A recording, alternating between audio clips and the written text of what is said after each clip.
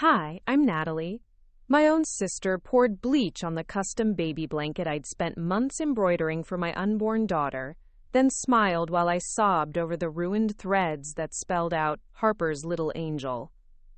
When I called my mom, devastated and 6 weeks pregnant, she sighed and said, "Vanessa's just stressed about her promotion. You're being too sensitive. Before we jump back in, tell us where you're tuning in from, and if this story touches you, make sure you're subscribed, because tomorrow, I've saved something extra special for you." My father? He didn't even look up from his newspaper when I showed him the photo, just muttered, "Drama follows you everywhere, doesn't it, Nat?" They thought I'd swallow it quietly like I always had. They had no idea my husband was a Navy SEAL who just returned from a classified mission, and his team doesn't take kindly to anyone who hurts their family. The morning of my baby shower started with perfect October sunlight streaming through our kitchen windows in Pine Ridge. I stood at the counter, carefully arranging pink and gold macarons in a gift box, my 7-month belly making it awkward to reach across the marble surface. Marcus wrapped his arms around me from behind, his calloused hands settling protectively over our daughter, who seemed to be doing gymnastics inside me. "You sure you don't want me to come with you to set up?" he asked, his voice still rough with sleep.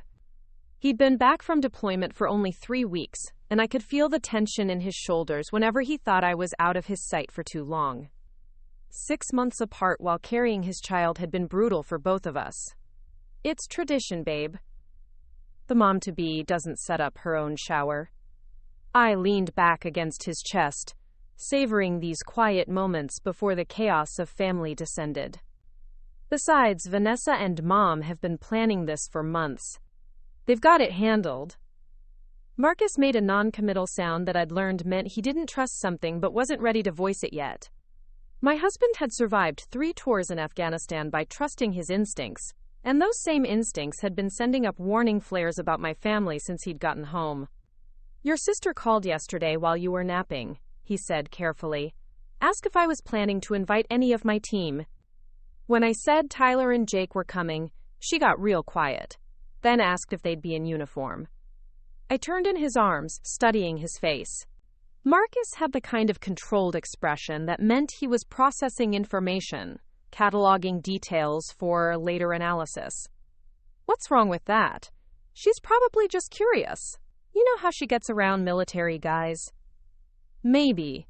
He brushed a strand of my dark hair behind my ear. "Just promise me something.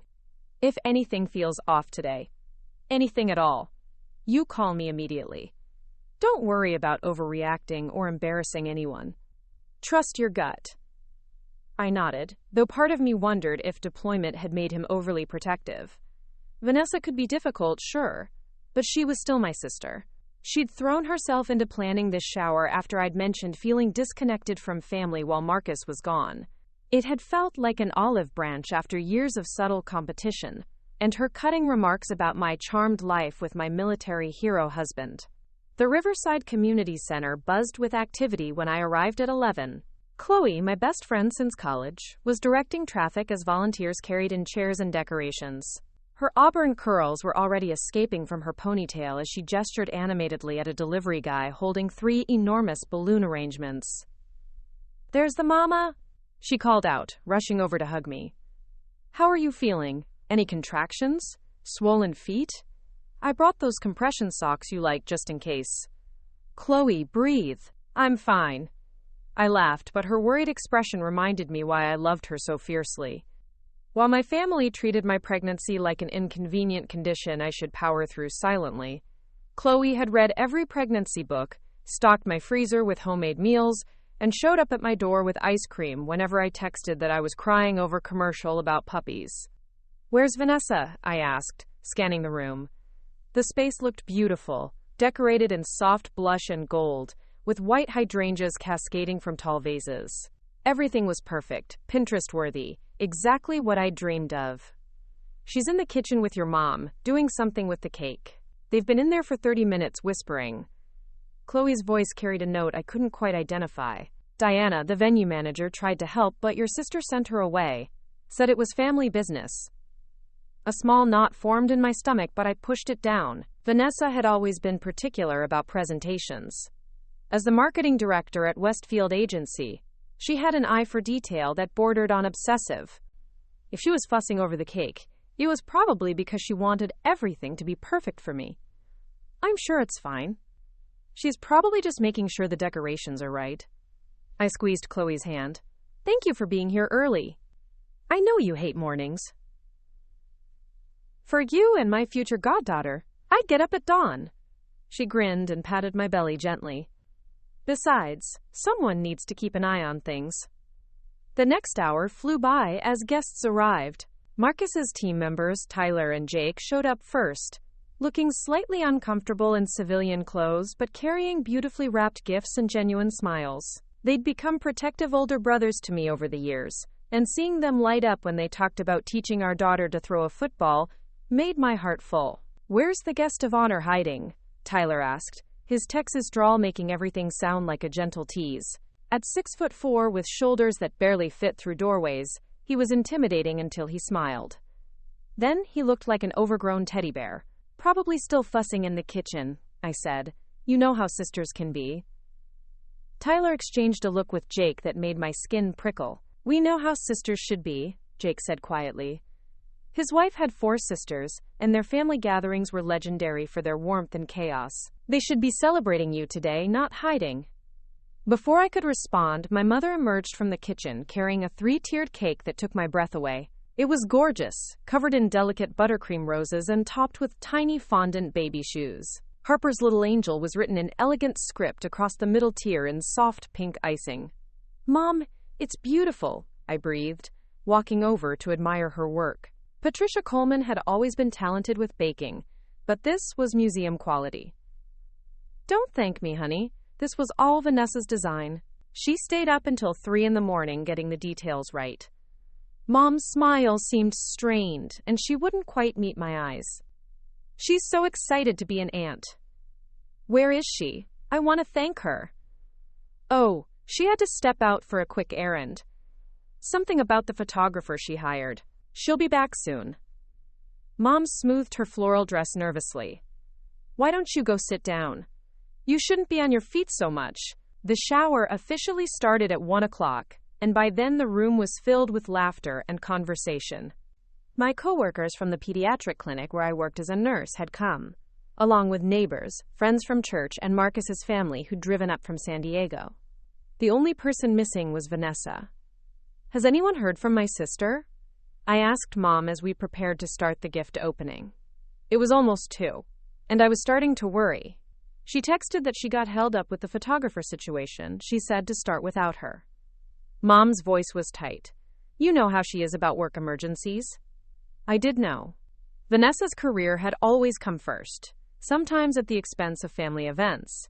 But this felt different. She'd been so involved in planning, so insistent that everything be perfect. It wasn't like her to miss the actual event. Chloe appeared at my elbow with a cup of sparkling cider and a concerned expression. Everything okay? You look worried. Just wondering where Vanessa is. It's not like her to miss something she planned. Maybe that's a good thing, Chloe muttered under her breath. What do you mean? She glanced around, then leaned closer. I overheard her on the phone earlier when I was setting up the gift table. She was talking to someone about teaching you a lesson about being grateful. I thought it was weird, but I figured it was just Vanessa being Vanessa. The knot in my stomach tightened, but before I could process what that meant, Diana, the venue manager, appeared looking flustered. Mrs. Harper? I'm so sorry to interrupt, but there's been a situation with your gift display. My blood went cold. What kind of situation? Well, it appears someone tampered with some of the gifts on the table. I noticed because there was a strong chemical smell coming from that corner of the room. I followed her across the room, my heart pounding with each step. The gift table had been beautiful when I'd last seen it, covered with elegantly wrapped packages in coordinating colors. Now, several boxes were dark with moisture, and the smell hit me like a physical blow. Bleach. Strong, industrial bleach. Oh no, I whispered, reaching for the largest package on the table. It was the box I'd brought myself, containing the baby blanket I'd spent months embroidering by hand during Marcus's deployment.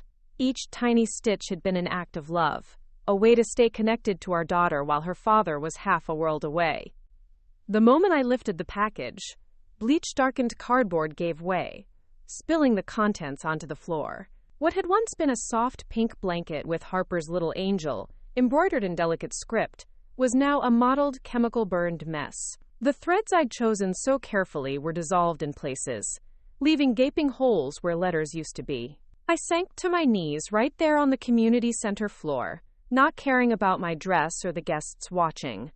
This blanket had been more than fabric and thread. It had been my connection to my daughter during the loneliest months of my life. I had worked on it every night, imagining Marcus's face when he saw it, picturing us wrapping our baby girl in something made with such love. "Natalie, honey, get up." Mom's voice came from somewhere above me, but it sounded distant. "People are staring." "Someone destroyed it?" I whispered, holding up a piece of the ruined blanket. The chemical smell burned my nose and made my eyes water. Preparing and narrating this story took us a lot of time, so if you are enjoying it, subscribe to our channel. It means a lot to us. Now back to the story. "Mom, someone poured bleach on my baby's blanket." "I'm sure it was an accident. Maybe the cleaning crew." "The cleaning crew doesn't have access to guest gifts," Diana interrupted firmly. "This building is locked between events, and only people with keys or people you personally gave access to could have done this." I looked up at my mother, searching her face for answers. Something flickered in her expression, a guilt she couldn't quite hide. "Mom, do you know something about this?" "Of course not. Why would I know anything?" But her voice was too high, too defensive. "Accidents happen, Natalie. You can't always assume someone is out to get you." Tyler appeared beside me, his expression dark as he surveyed the ruined gifts. 3 other packages were similarly damaged, all of them personal, handmade items from family members.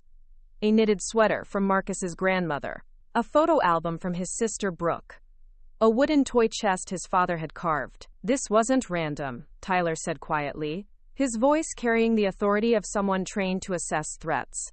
"Someone specifically targeted the most meaningful gifts. The expensive stuff from stores is untouched." Jake crouched down next to me, his face grim. "Ma'am, with respect, this looks intentional. Someone wanted to hurt you specifically." "That's ridiculous." Mom's voice was getting shriller.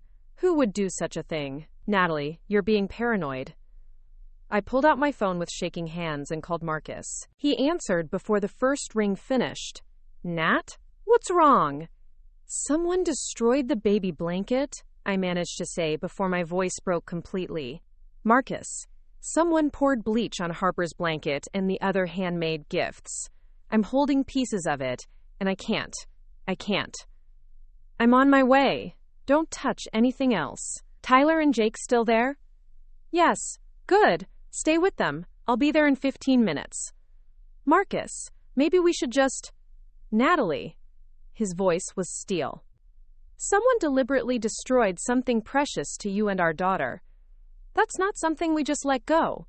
I'll be there soon." He hung up, and I sat there on the floor holding the remains of months of work, months of love, while my baby shower continued awkwardly around me. Some guests had left, murmuring apologies and concerned goodbyes. Others clustered in small groups, whispering and shooting glances at the disaster area. Chloe knelt beside me, her arm around my shoulders. "I'm so sorry, honey. I know how much that blanket meant to you." "I worked on it every night while he was deployed," I said, my voice hollow. "Every single night. When I couldn't sleep because I was worried about him. When the baby kept me up kicking. When I felt so alone I could barely breathe. That blanket was... It was proof that I could take care of her, even when I felt like I was falling apart." "And you still can take care of her," Tyler said firmly. "One blanket doesn't define what kind of mother you'll be. But we are going to find out who did this." Mom hovered nearby, wringing her hands. "Maybe we should just clean this up and not make a big deal out of it. These things happen." "No, they don't." Jake's voice was flat. I've been to a lot of baby showers, Mrs. Coleman. Bleach doesn't accidentally pour itself on specific gifts. That's when Diana returned, her face pale. Mrs. Harper?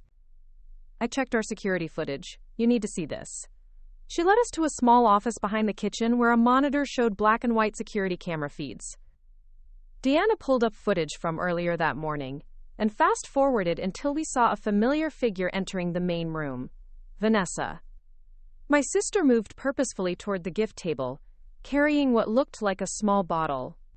The timestamp showed 11:47 a.m., right when I'd been talking to Chloe in the parking lot. Keep watching, Diana said quietly. On screen, Vanessa systematically poured liquid over several packages, focusing on ones that were clearly handmade rather than store-bought. She worked quickly, efficiently, like she'd planned exactly what she wanted to destroy. When she finished, she looked directly up at the camera and smiled. I stared at the screen, my entire world tilting sideways. This wasn't a moment of jealous rage or accidental damage. This was calculated, premeditated. My own sister had planned to destroy the most meaningful gifts at my baby shower, and she'd looked into the camera while doing it like she wanted me to know it was her. I need the original file of this footage, Tyler said to Diana, and I need you to make sure nobody else has access to it until the police arrive. Police? Mom gasped. Surely we don't need to involve the police over a little family disagreement. A little family disagreement? I turned to stare at my mother. She destroyed irreplaceable handmade gifts for your granddaughter. She did it deliberately, and she smiled about it. How is this a little disagreement? Vanessa's been under a lot of stress lately. The promotion at work, her boyfriend situation. Sometimes people do things they don't mean when they're overwhelmed. So she gets a pass because she's stressed, but I'm paranoid and dramatic for being upset that months of work were destroyed? The words came out sharper than I'd intended, but I was beyond caring about keeping the peace. That's not what I said. It's exactly what you said. Chloe stood up, her usual sunny disposition replaced by something fierce. Mrs. Coleman, I've watched you dismiss Natalie's feelings her entire adult life. Her husband's been deployed for 6 months, she's been managing a high-risk pregnancy alone, and instead of supporting her, your family treats her like she's an inconvenience. Now wait just a minute. No, you wait. Chloe's voice carried across the room. I was here at 8 this morning helping set up because I care about my friend. Where was Vanessa? Where were you? And now that we have video evidence of deliberate sabotage, you want to brush it off as stress? The room fell silent, except for the hum of the air conditioning and my own rapid breathing. I'd never heard Chloe speak to anyone like that, especially not to someone's parent. But she was right. As I sat there surrounded by the chemical-stained remains of my baby blanket, I realized this pattern had been going on for years. When Marcus and I got engaged, Vanessa had accidentally scheduled her birthday party the same night as our engagement celebration. When I'd been hospitalized with severe morning sickness early in my pregnancy, she'd called to complain that I was getting too much attention from Mom and Dad. When Marcus left for deployment, she'd made jokes about military wives being drama queens who couldn't handle being alone. And every time Mom and Dad had asked me to be understanding, to remember that Vanessa was going through something difficult, to keep the peace. But Vanessa had never been asked to be understanding of me. That's when I heard the sound that made my heart rate slow for the first time in an hour. Heavy footsteps moving fast across the community center floor. Marcus appeared in the doorway to the office, still in his workout clothes, hair damp with sweat like he'd run straight from the gym. He took in the scene quickly, me sitting on the floor holding pieces of ruined blanket, Tyler and Jake flanking me protectively, Mom wringing her hands, and Diana standing by the security monitor. His jaw tightened as his gaze fixed on the computer screen. "Show me," he said to Diana. She replayed the footage. Marcus watched in complete silence, his expression growing colder with each second. When Vanessa smiled at the camera, his hands clenched into fists. "Where is she now?" His voice was deadly quiet. "We don't know," Mom said quickly. "She had some work emergency." I'm sure she didn't mean. She looked directly at the camera and smiled. Marcus turned to face my mother, and I'd never seen him look at anyone in my family with such controlled fury. Ma'am, that's not an accident or a moment of stress. That's someone who wanted to hurt my wife and wanted her to know who did it.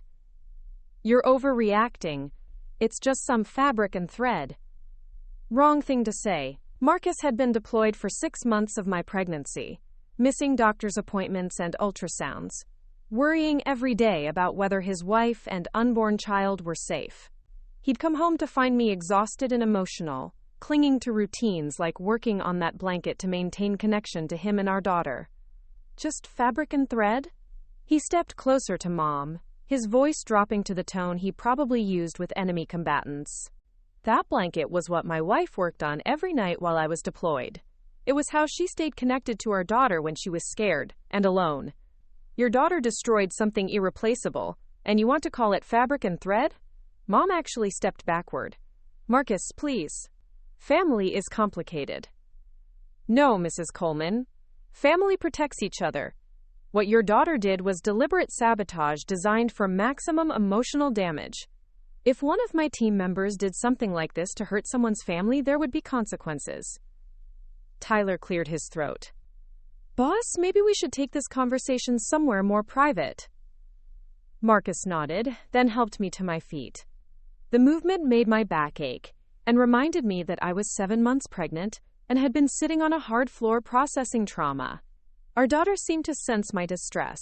She was moving restlessly, tiny feet kicking against my ribs. We're going home, Marcus said. Diana, please secure that footage and file a police report for vandalism.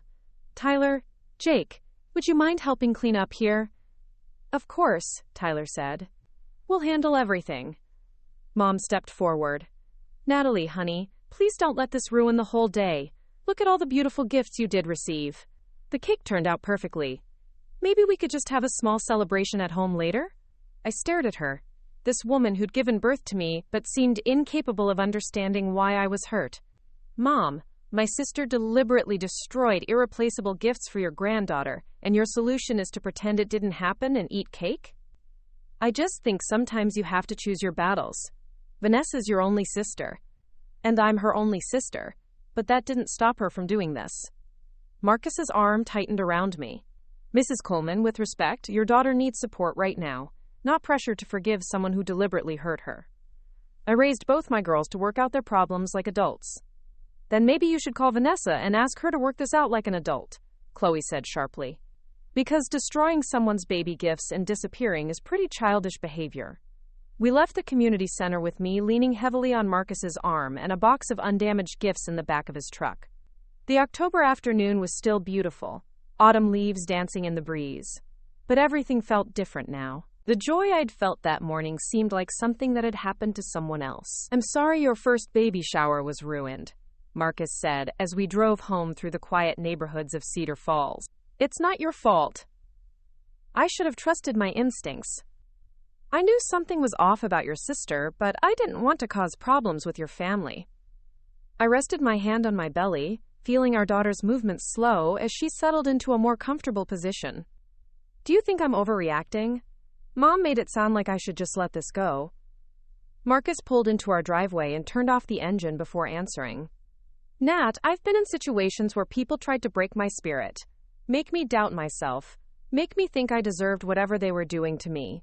What your sister did today wasn't about baby gifts. It was about power. She wanted to hurt you on what should have been one of the happiest days of your pregnancy, and she wanted you to know she could do it. But why? What did I ever do to her? Nothing. Some people just can't stand to see others happy. He reached over and took my hand. But here's what's going to happen. We're going to document everything. We're going to file a police report. And we're going to make sure she understands that you're not alone anymore. You have people who will protect you. Marcus, I don't want this to become some big family war. It's not a war, baby. It's accountability. There's a difference. That night, I couldn't sleep. I kept thinking about the security footage, about Vanessa's smile as she poured bleach on months of my work. Marcus held me carefully, one hand protectively over our daughter, while I tried to process what had happened. I keep wondering if I missed signs, I whispered into the darkness. If there were other times she was hurting me and I just didn't see it. Tell me. So I did. I told him about the engagement party conflict, about the comments during his deployment, about how she always seemed to need attention whenever something good happened to me. I told him about how our parents always asked me to be the bigger person, to understand that Vanessa was going through something difficult. She's been sabotaging you for years, Marcus said quietly. Today was just the first time she got caught on camera. Maybe Mom's right. Maybe I should just let it go. Do you want to let it go? I thought about that question for a long time. Did I want to let it go? Did I want to teach my daughter that family could hurt you and you should just smile and forgive? Did I want Vanessa to think she could continue this pattern? No, I said finally. I don't want to let it go. But I don't know how to stand up to her without losing my whole family. Then we'll figure it out together. But Nat, you're not losing your family. You're finding out who your real family is. The next morning brought a phone call that changed everything. I was making breakfast when my phone rang, displaying a number I didn't recognize. Mrs. Harper? This is Linda Hartwell. I live next door to your parents on Maple Street. Oh, hi, Mrs. Hartwell. Is everything okay? Well, that depends. I wanted to call you because I heard about what happened at your baby shower yesterday. My daughter works at the community center and told me about the incident. I gripped the phone tighter. I see.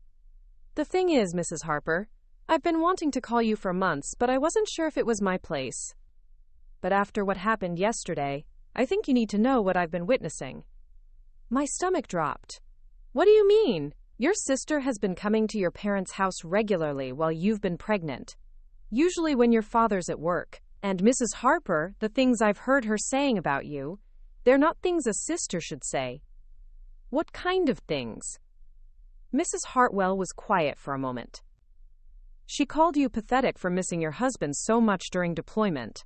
She said you were using your pregnancy to get attention, and that your parents should stop babying you. Last month, when your mother mentioned planning the baby shower, I heard Vanessa say that someone needed to knock you down a peg. I sank into a kitchen chair, my free hand automatically moving to protect my belly. She said that? She did. And Mrs. Harper, there's more. I heard her on the phone last week talking to someone about teaching you a lesson about gratitude. She said you'd been handed everything in life, and it was time you learned what disappointment felt like. The pieces clicked into place with sickening clarity. The baby shower hadn't been Vanessa's attempt to bond with me. It had been a setup from the beginning, an opportunity to hurt me in front of as many people as possible. Mrs. Hartwell, would you be willing to tell this to the police? If it would help you, yes. I've been documenting dates and times because, frankly, I was worried about you. A pregnant woman shouldn't have to deal with that kind of stress. After I hung up, I sat in my kitchen staring at the phone. Everything I'd thought I knew about my family was crumbling. My sister hadn't been overwhelmed or stressed. She'd been planning to humiliate me for weeks, maybe months. Marcus found me there 20 minutes later, still in my pajamas, staring at nothing. What's wrong? I told him about Mrs. Hartwell's call. With each detail, his expression grew darker. So your sister has been bad-mouthing you to your parents for months, planned to sabotage your shower, and your mother knew something was wrong but didn't warn you? It sounds like it. Nat, this isn't just sibling rivalry. This is systematic emotional abuse. That seems like a strong word. Is it? She's been undermining you during one of the most vulnerable times in your life. She planned an attack designed for maximum emotional damage. And your parents are enabling it by asking you to forgive and forget, instead of holding her accountable. I knew he was right, but admitting it felt like acknowledging that my entire family dynamic was built on lies. So what do? We protect you and our daughter, and we make sure this stops now, before she decides to escalate. How do we do that? Marcus was quiet for a moment, and I recognized the expression on his face. He was switching into tactical mode, the same way he approached missions. First, we gather all the evidence. Security footage, witness testimony, documentation of the pattern. Then we present it to your family with clear consequences if this behavior continues. And if they refuse to listen, Then we make sure they understand that hurting you has consequences they won't like. I should have been worried about that tone in his voice. Instead, for the first time in years, I felt protected. The police report was filed on Monday morning. Officer Sarah Mitchell, a woman in her 40s with kind eyes and calloused hands, listened patiently as I recounted the events at the baby shower. She took notes when I described finding the bleach-soaked gifts, nodded grimly when I mentioned the security footage, and her expression hardened when I shared Mrs. Hartwell's testimony about Vanessa's premeditated planning. Mrs. Harper, I want you to understand that what happened to you constitutes vandalism and potentially harassment, Officer Mitchell said, clicking her pen closed. The monetary value of the damaged items might seem small, but the emotional impact and the deliberate nature of the act make this a serious matter. Marcus sat beside me in the uncomfortable plastic chair, his presence steady and reassuring. What are our options? We can press charges for vandalism. The security footage provides clear evidence of intent. If Mrs. Hartwell is willing to provide a formal statement about the premeditation, we might be able to add harassment charges. Officer Mitchell leaned forward slightly. However, I need to ask about your family dynamics. Is there a history of this kind of behavior? I felt heat rise in my cheeks. I don't know if I'd call it a history exactly. My sister has always been competitive, but nothing like this. Think harder, Marcus said gently. Remember what we talked about last night. So I told Officer Mitchell about the engagement party conflict, about Vanessa's comments during the deployment, about the pattern of needing attention whenever something good happened to me. With each example, the officer's frown deepened. Mrs. Harper, what you're describing sounds like a pattern of escalating behavior. The baby shower incident might have been the most overt, but it wasn't the beginning. She shuffled through her paperwork. I'm going to recommend we file charges and also issue a no-contact order. Your sister shouldn't be allowed to contact you or come near you, especially while you're pregnant. A no-contact order seems extreme, I said weakly. She's still my sister. She's also someone who deliberately destroyed irreplaceable items meant for your baby and then disappeared instead of taking responsibility. Officer Mitchell's voice was firm but not unkind. Mrs. Harper, I've seen situations like this escalate. Someone who would do what your sister did, who would plan it so carefully and execute it while smiling at a camera, isn't someone who's going to suddenly develop empathy. Marcus reached over and took my hand. What would happen if we don't get the no-contact order and something else happens? Then we'd be starting from scratch with a new incident, and your wife would have endured more trauma. The beauty of prevention is that it prevents. Officer Mitchell closed her folder. I'll start the paperwork. Mrs. Harper, I want you to document any contact from your sister or anyone in your family regarding this incident. Save text messages, record voicemails if they're threatening or manipulative, and call us immediately if she violates the no-contact order. Walking out of the police station felt surreal. The October morning was crisp and bright, leaves crunching under our feet as we made our way to Marcus's truck. Normal people were going about their normal days, grabbing coffee and heading to work, while I was processing the fact that I'd just filed criminal charges against my sister. You okay? Marcus asked as he started the engine. I keep waiting to feel guilty about this, but I don't. Is that wrong? No, it's healthy. Guilt would mean you think you did something wrong by protecting yourself and our daughter. My phone buzzed with a text message. Mom. My stomach clenched as I read it. Natalie, your father and I heard you went to the police. This is getting out of hand. Vanessa made a mistake, but destroying the family over it is worse than what she did. Call me so we can work this out like adults. I showed Marcus the message. His jaw tightened as he read it. Notice how she doesn't ask how you're feeling or acknowledge what Vanessa did.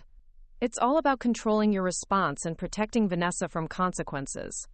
They want me to call them. Do you want to call them? I thought about it as we drove through Cedar Falls toward our house. Did I want to have another conversation where my pain was minimized and I was asked to be the bigger person? Did I want to explain again why deliberately destroying months of work was hurtful? Did I want to listen to more reasons why Vanessa deserved understanding while I deserve nothing? No, I said finally. I don't want to call them. Then don't. But they're my parents. And you're their daughter. They should be calling to make sure you're okay, not to pressure you into protecting someone who hurt you. When we got home, Marcus made me tea while I settled into our living room with a heating pad for my aching back. The stress of the past few days had taken a physical toll, and our daughter seemed to be responding to my tension with increased movement and positioning that made me uncomfortable. "I called Tyler while you were in the bathroom at the police station," Marcus said, bringing me a mug of chamomile tea. "Asked him to do some digging into your sister's recent activities." "What kind of digging?"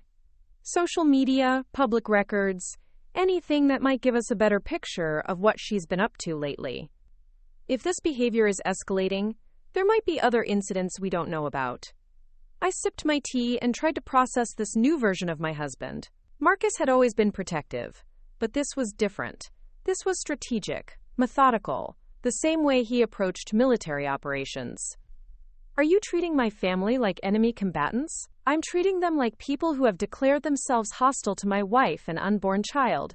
His voice was matter-of-fact. "Nat, in my line of work, we assess threats based on actions, not relationships. Someone who would plan and execute what your sister did, while your parents enable and cover for her, represents a clear threat to your well-being."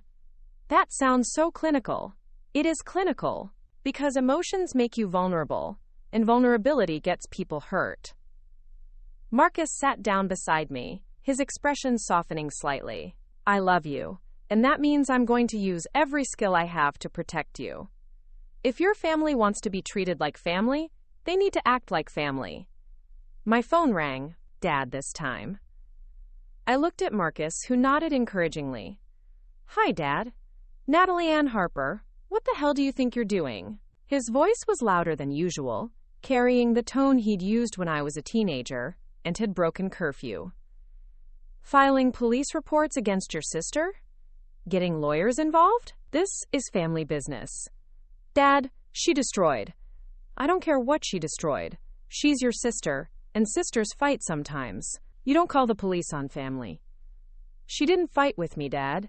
She planned to hurt me, and then executed that plan while I wasn't even there to defend myself." "You're being dramatic, just like always." "Vanessa feels terrible about what happened." "She feels terrible? Where is she? Why hasn't she called to apologize or explain?" There was a pause. "She's staying with friends until this blows over. She's afraid you're going to have her arrested." "She should be afraid of that.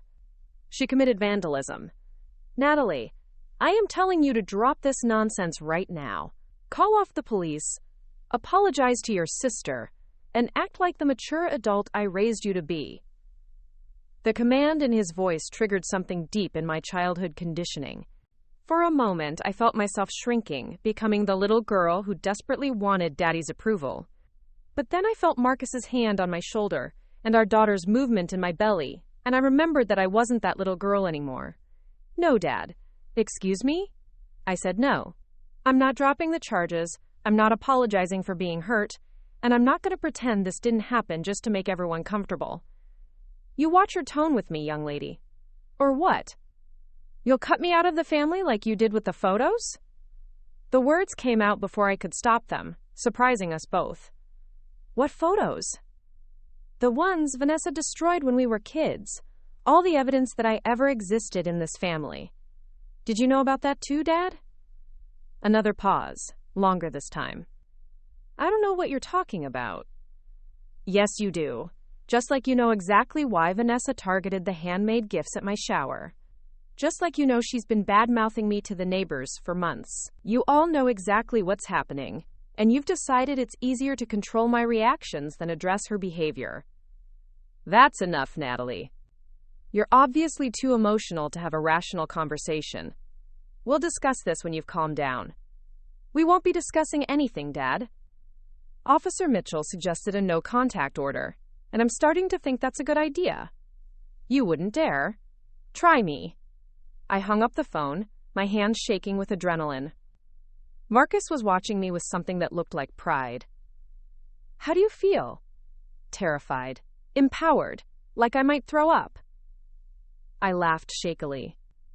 "Is this what standing up for yourself feels like?" "It gets easier with practice." Tyler arrived that afternoon with a folder thick with printed documents. He spread them across our dining room table with the efficiency of someone briefing a mission. Your sister's been busy, he said without preamble. Social media posts, public records, employment information. Jake's still digging, but we've got enough to paint a clear picture. The first document was a series of Facebook posts from Vanessa's account over the past year. Tyler had screenshotted them chronologically, and reading them was like watching a slow-motion character assassination. Look at the timing, Tyler pointed to the dates. Every single one of these posts complaining about, quote, entitled military wives, or people who can't handle their husbands being gone, lines up with something significant in your pregnancy or Marcus's deployment. He was right. When I'd been hospitalized for severe morning sickness at 12 weeks, Vanessa had posted about people who, quote, fake emergencies for attention. When Marcus had missed our 20-week ultrasound due to a mission extension, she'd shared an article about military wives who, quote, guilt-trip their husbands for doing their jobs.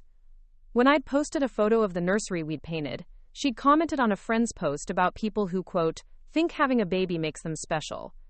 She's been conducting a psychological campaign against you for... These posts weren't random thoughts. They were deliberate attempts to undermine your credibility and make your struggle seem illegitimate. But why? I stared at the printouts, feeling sick. What did I ever do to her? You existed, Marcus said grimly, and your existence made her feel inadequate. Tyler flipped to the next section. Employment records show she's been written up twice in the past 6 months for conflicts with coworkers. Both incidents involved her taking credit for other people's work and then getting aggressive when called out. Her supervisor noted, quote, concerning patterns of manipulative behavior in her file. You got access to her employment records? Jake's wife works in HR at a connected company. Sometimes information finds its way through professional networks. Tyler's smile was sharp. The point is, this isn't just about you. Your sister has a pattern of hurting people who threaten her sense of superiority. The final section was the most disturbing. Screenshots of text messages between Vanessa and someone named Craig, presumably the boyfriend Mom had mentioned. The messages went back several weeks and detailed Vanessa's growing resentment about my pregnancy and Marcus's homecoming. She's planning something bigger, I whispered, reading one particular exchange where Vanessa talked about teaching me a real lesson about consequences after the baby shower warm-up.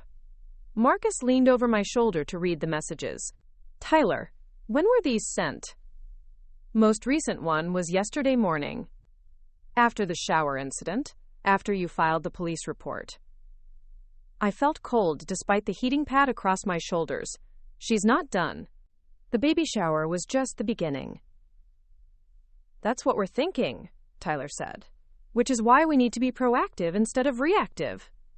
What does that mean? Marcus and Tyler exchanged a look that made my stomach clench. It means we make sure she understands the consequences of continuing this behavior before she escalates further. Marcus, you're not going to do anything illegal, are you? Define illegal. That's not reassuring. Nat, everything we do will be completely within the law. But your sister seems to think she can hurt you without consequences, because your parents have always protected her from them. It's time she learned that's no longer the case. That evening, while I rested on the couch with pregnancy pillows supporting my aching back, Marcus made a series of phone calls. I could hear his voice from the kitchen, low and controlled, using the tone that meant he was coordinating something complex. When he returned to the living room, his expression was satisfied in a way that made me nervous.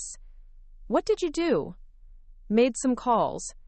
Set some things in motion. He sat down carefully next to me, mindful of my positioning. How are you feeling? Any contractions? A few Braxton Hicks, but nothing regular. Marcus, what things did you set in motion?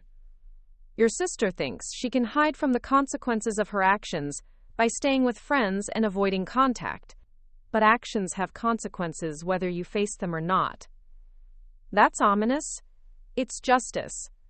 I wanted to press him for details, but exhaustion was pulling at me. The stress of the past few days had left me drained, and our daughter seemed to be having a growth spurt that was making everything uncomfortable. I fell asleep on the couch with Marcus's hand protectively over my belly. I woke up the next morning to the sound of my phone buzzing insistently. 7 missed calls from Mom, 3 from Dad, and a series of increasingly frantic text messages. Call me immediately. Something's happened to Vanessa. This has gone too far. I showed Marcus the messages. He read them with no visible reaction. Are you going to call them? I think I should find out what happened. Then we call them together, on speaker. Mom answered before the first ring finished. Natalie, thank God.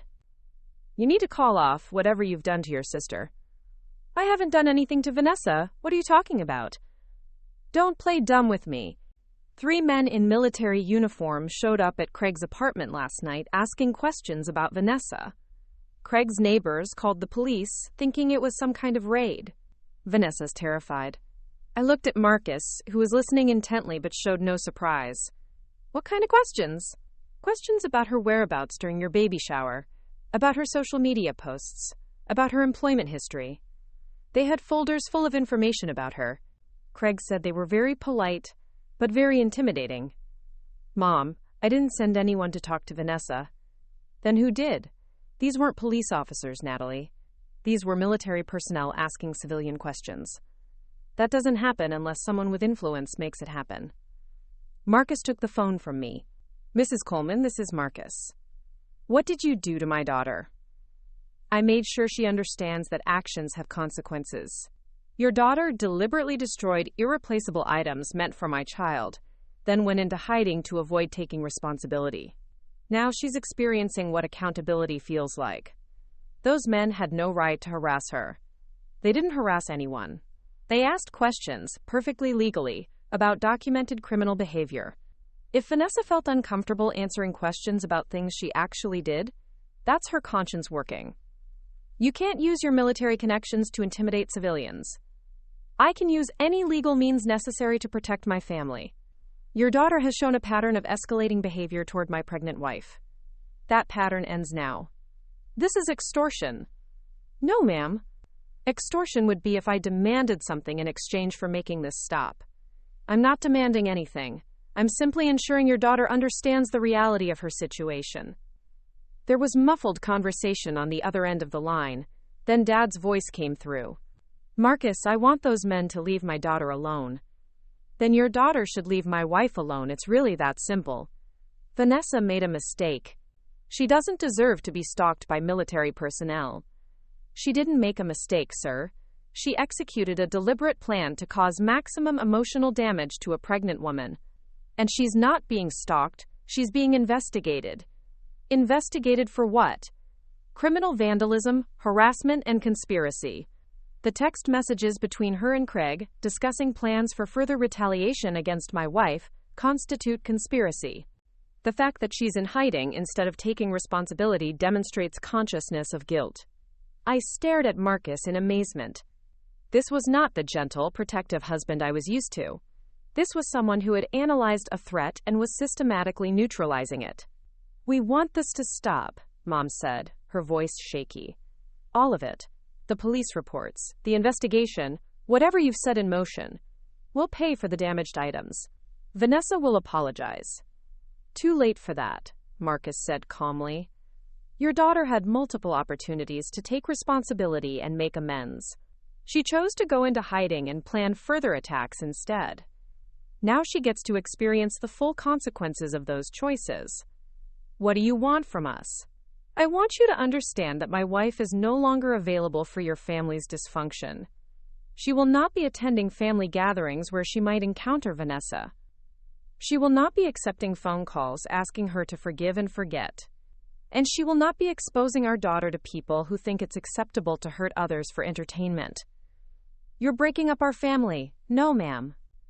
Your daughter broke up your family when she decided to wage war against mine. I'm just making sure she doesn't win that war. After Marcus hung up, we sat in silence for several minutes. I was processing this new side of my husband, the strategic military mind that I'd heard about but never seen directed at my personal problems. Are you angry with me? He asked finally. I don't know. Should I be? That depends on whether you think your sister deserved consequences for her actions. Of course she deserved consequences.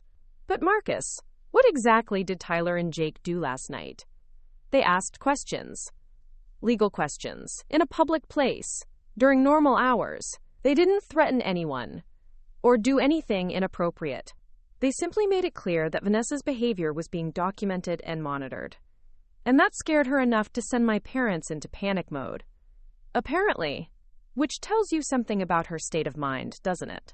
Innocent people don't panic when asked straightforward questions about their actions. I rubbed my belly, feeling our daughter's restless movements. What happens now? Now we wait and see if your family chooses to protect Vanessa's feelings or your well-being. Their response will tell us everything we need to know about where we stand. The answer came sooner than expected. That afternoon, Chloe called with news that made my blood run cold. Nat, I just got a call from Diana at the community center. Someone broke into the building last night and destroyed the remaining security footage from your baby shower. What? The hard drive with the recordings was stolen from the office. Diana said it looked like someone knew exactly where to find it and what they were looking for. Nothing else was taken. I looked at Marcus, who had heard enough of the conversation to understand what had happened. His expression was dark. Professional job? He asked Chloe. Diana said whoever did it knew the building layout and the security system. They got in and out clean, no other damage. After Chloe hung up, Marcus was quiet for a long time. I could practically see him running scenarios in his head. This changes things, he said finally. How? Your sister just escalated from vandalism to breaking and entering. She's not backing down, she's doubling down. Maybe it wasn't her, maybe it was a coincidence.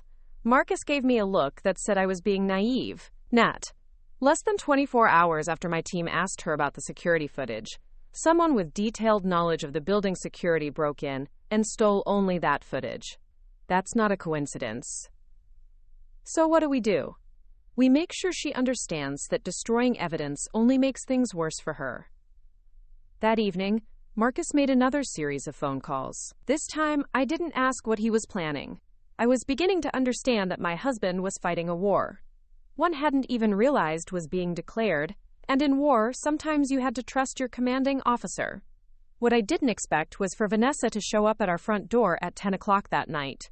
I was getting ready for bed when the doorbell rang, followed immediately by aggressive knocking. Marcus looked through the front window and his entire body went tense. It's your sister. She's alone, but she looks agitated. Should we answer it? Not we. Me. Marcus's voice was steel. You go upstairs and stay there until I tell you it's safe. Marcus, I can handle. Number. Someone who would break into a building to destroy evidence is not someone I want, near my pregnant wife. Go upstairs. Now. The command in his voice was absolute, and for once, I didn't argue. I climbed the stairs slowly, my belly making the ascent awkward, and positioned myself at the top where I could hear but not be seen. Marcus opened the front door with the porch light, illuminating Vanessa's face. She looked terrible, her usual perfect hair disheveled, her makeup smeared, her clothes wrinkled like she'd been sleeping in them. Where is she? Vanessa demanded, trying to push past Marcus into the house. She's not available for conversation. Marcus didn't move from the doorway, but I am. I want to talk to my sister, not you. Your sister has a no-contact order against you. Any attempt to contact her directly violates that order. That's ridiculous. She's my sister. She's my wife, and you've proven yourself to be a threat to her well-being. If you have something to say, you can say it to me. Fine. Vanessa's voice was shrill. Tell her to call off her attack dogs. I don't deserve to be harassed by military goons just because we had a family disagreement. You didn't have a family disagreement. You committed premeditated vandalism designed for maximum emotional impact, then destroyed evidence when you realized there would be consequences. I don't know what you're talking about. The security footage from the community center was stolen last night by someone with intimate knowledge of the building's layout and security system. Someone who knew exactly where to find the specific hard drive containing evidence of your crime.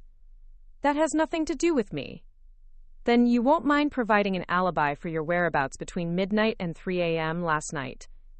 Vanessa was quiet for a moment, and even from upstairs I could hear the silence stretching. I was asleep. Where? At Craig's apartment. The same Craig whose neighbors called the police about suspicious activity. The same Craig who's been receiving your text messages about wanting to teach Natalie a real lesson? That Craig? You have no right to read my private messages. I have every right to investigate threats against my family. Those messages, combined with the destroyed evidence, constitute obstruction of justice. That's a felony, Vanessa. You can't prove I destroyed anything. I don't have to prove it. The police will do that when they investigate. And they will investigate, because breaking and entering is a serious crime. I want to see Natalie. Now. No. She's my sister. She's my wife and the mother of my child, and you've demonstrated that you're a danger to both of them. You will not be seeing her, speaking to her, or contacting her in any way. You can't keep me from my own family. I can, and I will. Your family had multiple opportunities to address your behavior and chose to enable it instead. Now you get to experience what happens when actions have consequences. This isn't over. Yes, it is. And if you continue to escalate, the consequences will escalate too. You've seen a small demonstration of what my team is capable of when someone threatens my family. Do you really want to find out what a full response looks like? I heard footsteps retreating across the porch, then a car door slamming and an engine starting.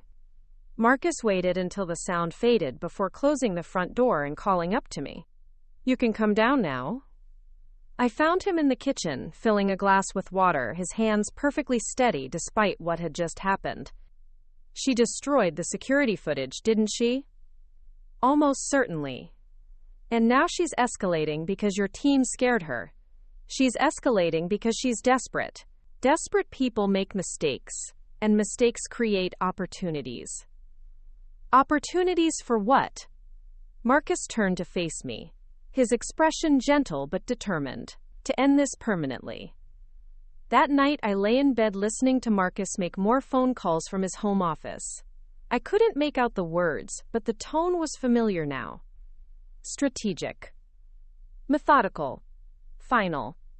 I placed my hands on my belly, feeling our daughter's strong kicks against my ribs. In a few weeks, she would be born into this chaos, this family war that I hadn't wanted but couldn't seem to avoid. I'm sorry, baby girl, I whispered. I wanted your first family gathering to be your baby shower, all joy and celebration. Instead, you're getting military operations and police reports. But as I drifted off to sleep, I realized something important. Our daughter would be born into a family where her father would move heaven and earth to protect her, where her mother had learned to stand up for herself, and where love meant action, not just words. Maybe that wasn't such a bad inheritance after all. The game changer came 3 days later in the form of a phone call that made my heart stop. I was in the nursery, folding tiny onesies and trying to find some normalcy in preparing for our daughter's arrival, when my phone rang with a number I didn't recognize. Mrs. Harper? This is Jennifer Walsh from Cedar Falls Elementary. I'm the principal here. Oh, hello. Is everything all right? I'm calling because we had an incident today involving someone claiming to be your sister. A woman named Vanessa Coleman came to our school asking about enrollment procedures for a child she claimed was yours. My hands went still on the baby clothes. I'm sorry, what? She said she was handling enrollment for your daughter because you were too sick with pregnancy complications to do it yourself. She had some personal information about you, so our secretary initially thought it was legitimate. What kind of personal information? Your full name, address, husband's military status, your due date. She knew you were having a girl, and that your husband had recently returned from deployment. I sank into the rocking chair Marcus had assembled in the corner of the nursery. Mrs. Walsh, I haven't asked anyone to handle school enrollment for my baby. She's not even born yet, and when she is, she won't be school-age for years. That's what we realized when she started asking about our security procedures, pickup policies, and which staff members would have access to student records. Mrs. Harper, I've been a principal for 15 years, and this felt like someone was gathering intelligence rather than seeking enrollment information. Did you give her any information? Once her questions became suspicious, we asked for identification and documentation of her authority to act on your behalf. She became agitated and left quickly, but not before our security cameras captured clear footage of her vehicle and license plate. I felt sick. Mrs. Walsh, My sister has been engaging in escalating harassment. We have a police report filed and a no-contact order in place. I see. Mrs. Harper, I think you should know that she also asked about your employment at the pediatric clinic. Specifically, she wanted to know if we ever had joint activities with healthcare facilities. If nurses from the clinic ever visited our school for health screenings. Things like that. She's trying to figure out how to access me at work. That was our assessment as well. I've already contacted the police and shared our security footage with them. I'm also calling Dr. Martinez at the pediatric clinic to make sure they're aware of the situation. After Mrs. Walsh hung up, I sat in the nursery surrounded by soft pink and yellow decorations, trying to process what I'd just learned. Vanessa wasn't backing down. She was expanding her campaign, trying to map out every aspect of my life, every place I might be vulnerable. I called Marcus immediately. He was at the base for training, but he answered on the first ring. "What's wrong? You sound scared." I told him about the principal's call. With each detail, his responses became shorter and more clipped. "She's conducting reconnaissance," he said when I finished. "This isn't random harassment anymore, Nat. She's planning something specific. What do we do?" "I'm coming home. Don't go anywhere until I get there." "Marcus, I'm safe here. The house is locked. The alarm is set." I said don't go anywhere. That includes the backyard, the front porch, even getting the mail. Stay inside until I get there. The urgency in his voice scared me more than anything Vanessa had done so far. "How long?" 20 minutes. Tyler and Jake are closer. I'm sending them over now. "Is that necessary?" Someone who scouts elementary schools and healthcare facilities is planning an abduction, Nat. So yes, it's necessary. Tyler and Jake arrived within 10 minutes, both in civilian clothes, but carrying themselves with the alert readiness I'd learned to recognize. They did a perimeter check of our property while I waited inside, then settled into our living room with a clear view of all entrances. "Mrs. Harper, we need to talk about changing your routines," Tyler said, his Texas drawl more pronounced when he was serious. "Your sister has been mapping your daily patterns, work schedule, grocery shopping, doctor appointments. She knows too much about your movements."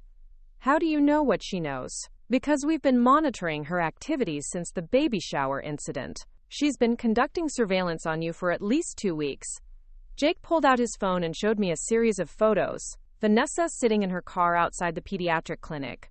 Vanessa in the grocery store where I shopped every Thursday. Vanessa parked across from my doctor's office on the day of my last appointment.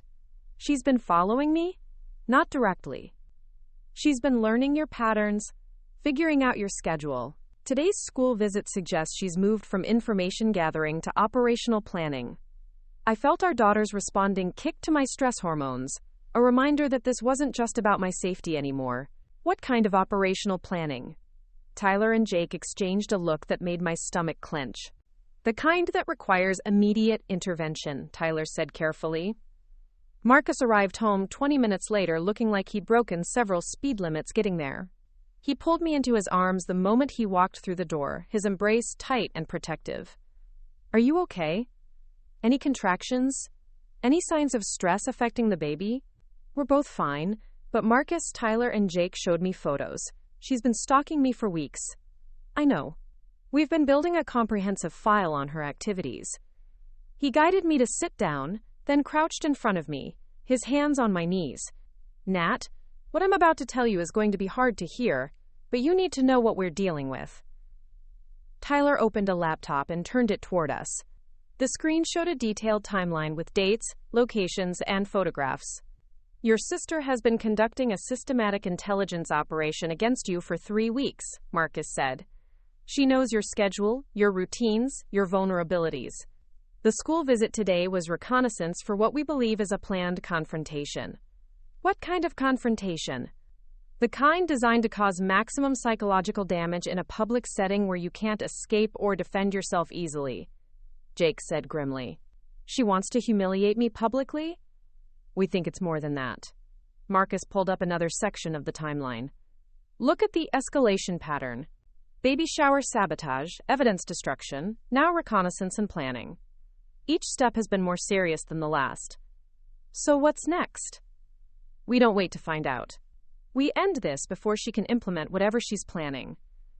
Tyler leaned forward. Mrs. Harper, your sister made a critical mistake today. She revealed her intentions to a mandated reporter at a school, which gives us grounds for immediate intervention. What kind of intervention? Marcus took my hands in his. The kind that makes it impossible for her to continue targeting you. That evening, while I rested with heating pads and pregnancy pillows, Marcus coordinated with Tyler, Jake, and several other team members I'd never met. I could hear them in the kitchen discussing logistics, timelines, and something they kept referring to as the package. Chloe arrived with dinner and moral support, settling into the living room with me while the planning session continued. This is so surreal, she said, unpacking containers of Thai food. 3 weeks ago, your biggest worry was whether the baby shower decorations would match. Now you have Navy SEALs conducting counterintelligence operations in your kitchen. I never wanted any of this. I just wanted my sister to leave me alone. Honey, your sister chose this escalation. You've been reacting to her actions, not initiating them. But what if we're overreacting? What if she's just upset and acting out, but not actually dangerous? Chloe gave me a look that reminded me why we'd been friends for so long. Nat, normal people don't stalk pregnant women and scout elementary schools. Whatever she's planning, it's not going to be a rational conversation about hurt feelings. Around 9 o'clock, Marcus's phone rang with a call that changed everything. I could only hear his side of the conversation, but his expression grew darker with each response. When? How long has she been there? Any weapons visible? Understood. We're moving now. He hung up and immediately started gathering equipment I didn't even know he had in our house. Tactical gear, communication devices, what looked like surveillance equipment. What's happening? Your sister is at your parents' house with Craig and 2 other people we haven't identified. Our surveillance team reports she's been there for 2 hours, and the activity inside suggests they're planning something immediate. Planning what? Based on the equipment they brought and the fact that Craig's car has rope and plastic sheeting in the trunk, we're not waiting to find out. I felt the blood drain from my face. Rope and plastic sheeting? Tyler, Jake, get her to the safe house. I'm gonna end this. Safe house? A secure location where you'll be protected while we handle the situation. Tyler explained, already moving toward the door. Mrs. Harper, we need to leave now. I'm not going anywhere until someone explains what's happening. Marcus stopped packing long enough to cup my face in his hands.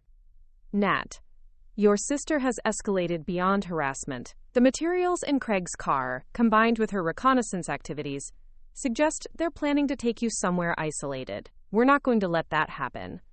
You think she wants to kidnap me?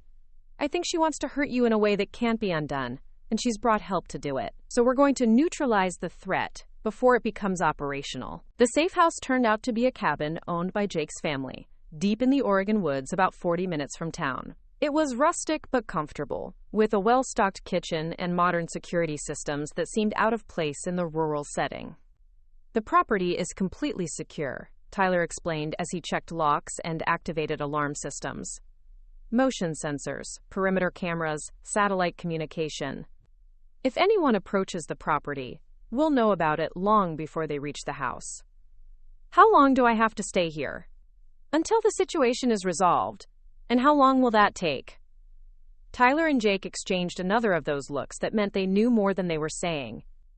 That depends on how quickly your sister and her friends cooperate with law enforcement, Jake said carefully. Are you going to hurt them? We're going to ensure they're no longer a threat to you or your family, Tyler said. The methods we use depend entirely on their choices. I spent the night pacing the cabin's small living room, trying to manage anxiety that was making my back ache and our daughter restless. Tyler and Jake took shifts monitoring communications equipment and perimeter sensors, maintaining professional calm that somehow made everything feel more ominous. At 3 a.m, Jake's radio crackled with Marcus's voice. Package secured. All threats neutralized. No casualties. Copy that. Status on secondary objectives? Complete. Evidence collected. Statements obtained. Local authorities briefed. We're clear to extract. Jake turned to me. It's over, Mrs. Harper. You can go home. What happened? Is everyone okay? Everyone who deserves to be okay is fine, Tyler said. Your husband will explain the details when we get back. The drive back to town took place in gray pre-dawn light, with Tyler and Jake maintaining radio contact with Marcus but sharing no details with me. I tried to prepare myself for whatever I was about to learn, but my imagination kept conjuring scenarios that made my chest tight with anxiety. Marcus was waiting on our front porch when we pulled into the driveway, still wearing tactical gear but with an expression of grim satisfaction. He helped me out of the car carefully, his hands immediately moving to check for signs of stress or pregnancy complications. "Are you okay? Any contractions? How's the baby?" "We're both fine." "Marcus, what happened?" "Your sister and her friends are in custody." The threat is neutralized. In custody for what? Conspiracy to commit kidnapping, among other charges. Inside our house, Marcus spread documents across the dining room table. Police reports, photographs, evidence bags containing items I didn't want to look at too closely. At 11 p.m. last night, Vanessa, Craig, and 2 men we identified as Craig's cousins finalized a plan to take you from the pediatric clinic parking lot after your next appointment, Marcus said matter-of-factly. They had rope, plastic sheeting, duct tape, and a location picked out in the mountains where they planned to take you. Take me for what? To force you to recant your police report and drop all charges. If you refused, they planned to hold you until you went into labor, then claim you'd had a mental breakdown and abandon your baby. I stared at him, unable to process what I was hearing. They wanted to steal my baby? They wanted to destroy your credibility and take everything that mattered to you. Craig's cousins have criminal records for assault and fraud. This wasn't going to be a conversation, Nat. This was going to be a systematic psychological breakdown designed to make you appear unstable. But they're in jail now? They're in jail now. We intercepted them before they could implement their plan. And we have evidence of conspiracy, possession of materials used in kidnapping, and detailed documentation of their surveillance activities. Tyler handed me a folder marked Evidence Summary. Inside were transcripts of recorded conversations between Vanessa and Craig, photographs of the materials found in their vehicles, and a timeline of their planning activities. Your sister recorded herself discussing the plan, Tyler said. She wanted documentation to prove how clever she was. Instead, she provided evidence of premeditated felony charges. She recorded herself planning to kidnap me? She recorded herself planning what she called the final lesson in consequences. She believed that by forcing you to experience real helplessness, she could make you understand that your complaints about the baby shower were trivial. I read through the transcripts with growing horror. Vanessa hadn't just planned to hurt me. She'd planned to traumatize me so severely that I would never feel safe standing up for myself again. The detailed discussions about psychological manipulation techniques, about isolating me from support systems, about timing the assault to maximize impact on my pregnancy made me physically ill. She really hates me this much? She hates what you represent, Marcus said gently. You have a loving marriage, a stable life, people who genuinely care about your well-being. She can't stand that you achieved happiness she feels entitled to. What happens now? Now she faces the consequences of her choices. Federal charges for conspiracy to commit kidnapping, state charges for stalking and harassment, destruction of evidence, violation of a no-contact order. She'll be in prison for a long time. And Mom and Dad? Marcus's expression hardened. Your parents were aware of the plan. What? Phone records show multiple calls between your mother and Vanessa in the days leading up to the planned kidnapping. Vanessa explicitly told your mother that she was going to teach you a lesson you'd never forget, and your mother's response was to ask if she needed money for expenses. The folder contained phone records highlighting the relevant conversations. I read my mother's words with disbelief that gradually turned to acceptance. She hadn't just enabled Vanessa's harassment. She'd financially supported a plan to kidnap her pregnant daughter. They were going to let her do this to me? They were going to help her do it. Your father provided information about your work schedule and doctor appointments. Your mother gave her cash to pay Craig's cousins. I sat in silence for a long time, processing the reality that my entire family had conspired to destroy my life. Not just ignore my pain or minimize my experiences, but actively participate in a plan designed to traumatize me into submission. Are they being charged too? Yes. Conspiracy, accessory to attempted kidnapping, providing material support for criminal activity. The evidence is overwhelming. Chloe arrived that afternoon with groceries and the news that the story had broken in the local media, though most identifying details were being withheld due to the ongoing investigation. The pediatric clinic is offering you extended leave and counseling services, she reported. Dr. Martinez wanted you to know that they've increased security measures and will coordinate with law enforcement for your safety when you're ready to return to work. I don't know if I'll ever feel safe anywhere again. That's normal after what you've been through, Marcus said. But Nat, you are safe now. The people who plan to hurt you are in custody, and they're not getting out anytime soon. What about extended family? What about people who think I overreacted? Tyler, who had been monitoring communications, looked up from his laptop. Actually, the community response has been overwhelmingly supportive. Mrs. Hartwell organized a neighborhood watch program. The community center is pressing additional charges for the break-in. Even people who knew your family are expressing shock at how far your sister was willing to go. People are saying they always knew something was wrong with the family dynamic, but they didn't realize how serious it was, Chloe added. The principal at the elementary school called you a hero for stopping what could have been a threat to other families too. I'm not a hero. I'm just someone whose family tried to destroy her. You're someone who refused to accept abuse as normal, Marcus corrected. You stood up for yourself when it would have been easier to keep quiet. You protected not just yourself and our daughter, but potentially other victims your sister might have targeted in the future. That evening, as we sat in our living room with security cameras activated and alarms set, I felt something I hadn't experienced in weeks. Peace. Not happiness exactly, but the absence of the constant anxiety that had become so familiar I'd stopped noticing it. Is it really over? I asked Marcus. The immediate threat is over. Your sister and her accomplices will be in prison for years. Your parents will face consequences for their participation. The pattern of abuse and enabling has been permanently disrupted. But what about us? What about our family? Marcus placed his hand over my belly, where our daughter was having what felt like a celebration dance. Our family is right here. You, me, and this little girl who's going to grow up knowing that her parents will always protect her and each other. She's going to grow up without grandparents. She's going to grow up without toxic grandparents. That's not the same thing. We'll build her a family of people who actually love and support each other. I thought about that as I drifted off to sleep. Our daughter would never know the confusion of loving people who hurt her. She would never have to choose between family loyalty and self-protection. She would grow up understanding that love meant action, not just words, and that the people who claimed to care about her should be the first ones to protect her when she was vulnerable. Maybe losing my biological family meant gaining something better, the knowledge of what real family should look like and the determination to create it for my daughter. 3 days later, I had my regularly scheduled prenatal appointment.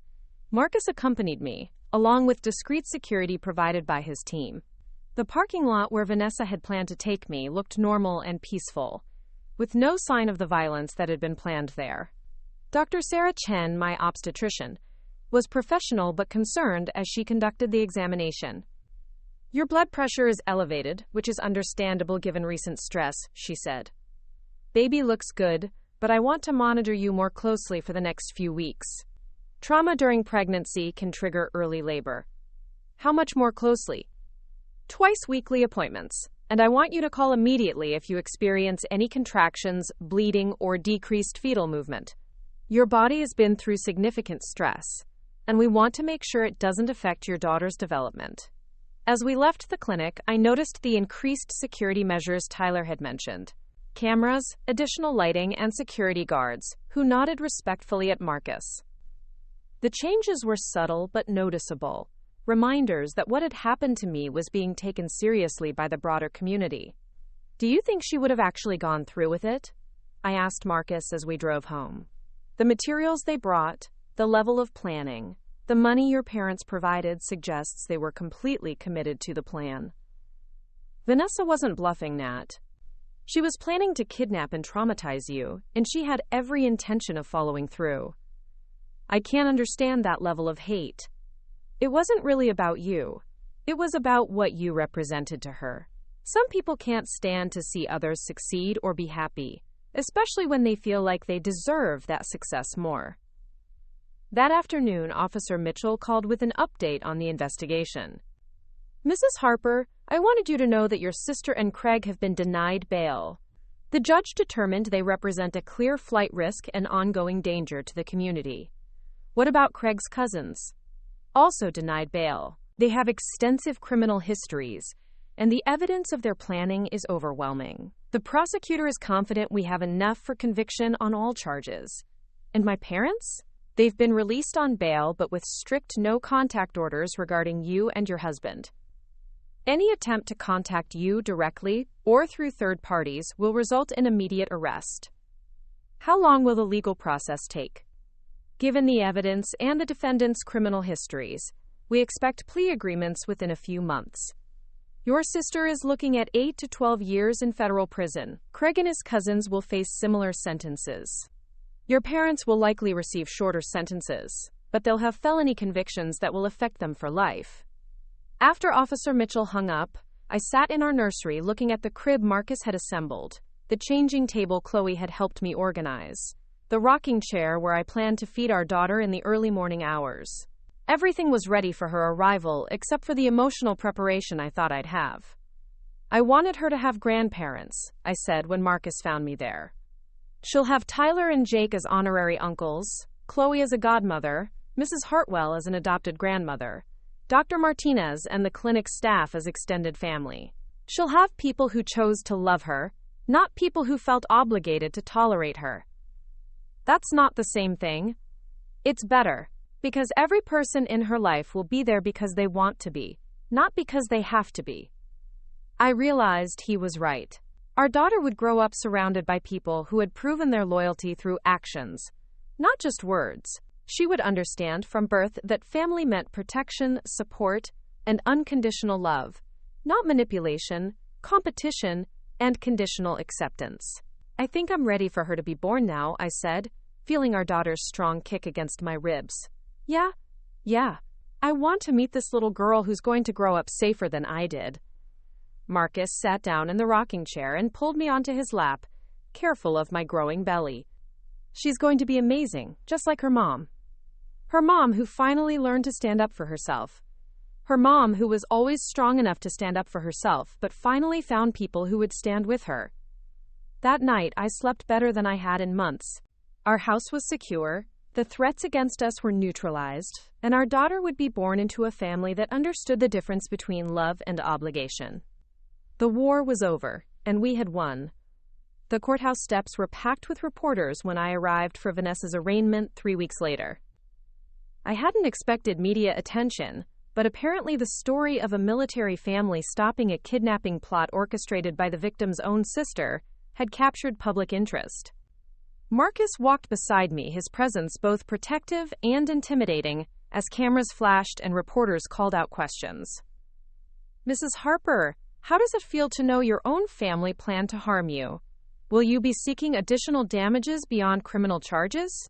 What message do you have for other military families dealing with toxic relatives?" I kept my head down and let Marcus guide me through the crowd, but I could feel the weight of public scrutiny settling on my shoulders. This was no longer a private family matter. It had become a case study in domestic abuse that stretched beyond traditional definitions. Inside the courtroom, I got my first look at Vanessa since the night she'd appeared at our door.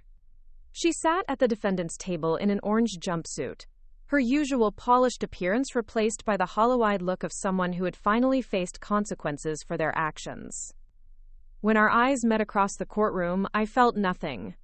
Not anger, not sadness, not even relief. Just emptiness where a sister's love should have been. Craig sat beside her, flanked by his cousins who looked exactly like what central casting would order for, quote, criminal thugs. The contrast between their obvious guilt and Vanessa's attempt to maintain dignity was almost comical. My parents sat in the row behind the defendants, both looking older and more fragile than I remembered. Mom kept dabbing at her eyes with a tissue, but whether from grief or self-pity, I couldn't tell. Dad stared straight ahead with the rigid posture of someone trying to maintain control in an impossible situation.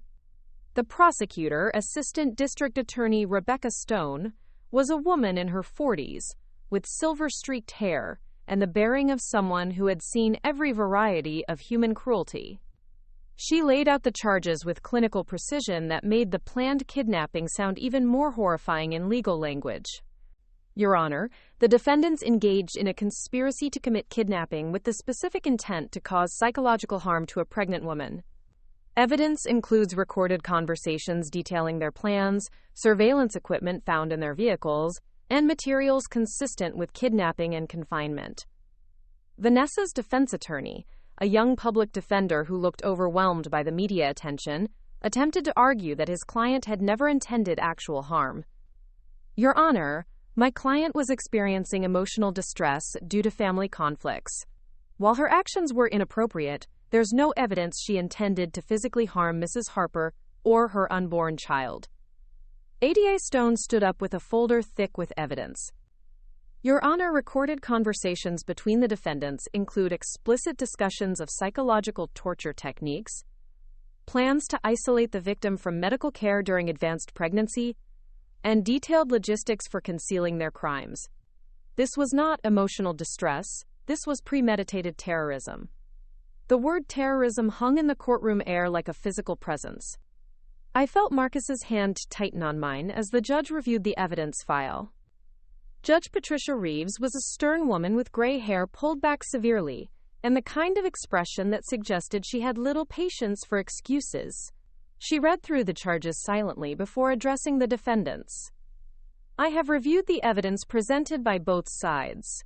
The level of planning, the systematic surveillance, and the specific targeting of a pregnant woman represent some of the most calculated criminal behavior I have encountered in my 23 years on the bench. She turned to address Vanessa directly.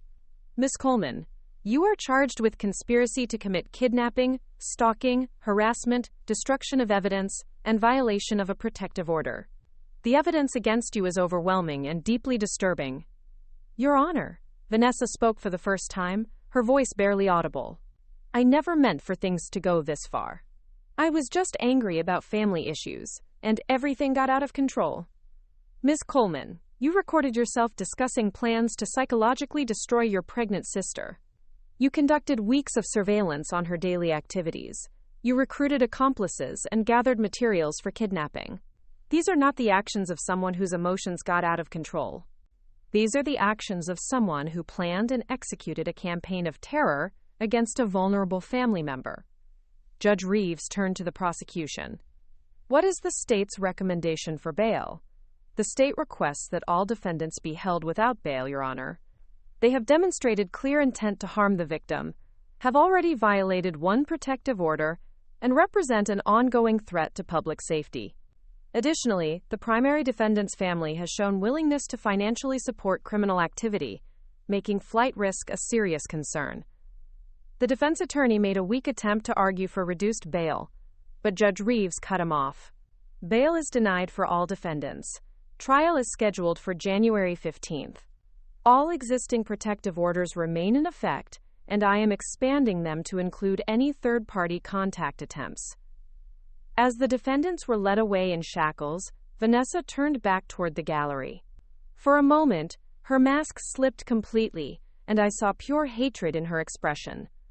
Not regret, not shame, not sorrow for what she'd done to our family. Just rage that her plan had failed, and she was facing consequences. Outside the courthouse, ADA Stone approached us while Marcus's team formed a protective perimeter against the still-present media crowd. Mrs. Harper, I wanted to speak with you about victim impact statements and the possibility of federal charges being added to the state case. Federal charges? When kidnapping crosses state lines or involves military personnel, it becomes a federal matter. Your sister's recorded conversations include discussions of taking you to a location in Northern California. The FBI is reviewing the case for potential federal prosecution, which would carry much harsher sentences. How much harsher? State charges are looking at 8 to 12 years. Federal charges could mean 15 to 25, especially with the terrorism enhancement for targeting a military family. I looked at Marcus, who nodded grimly.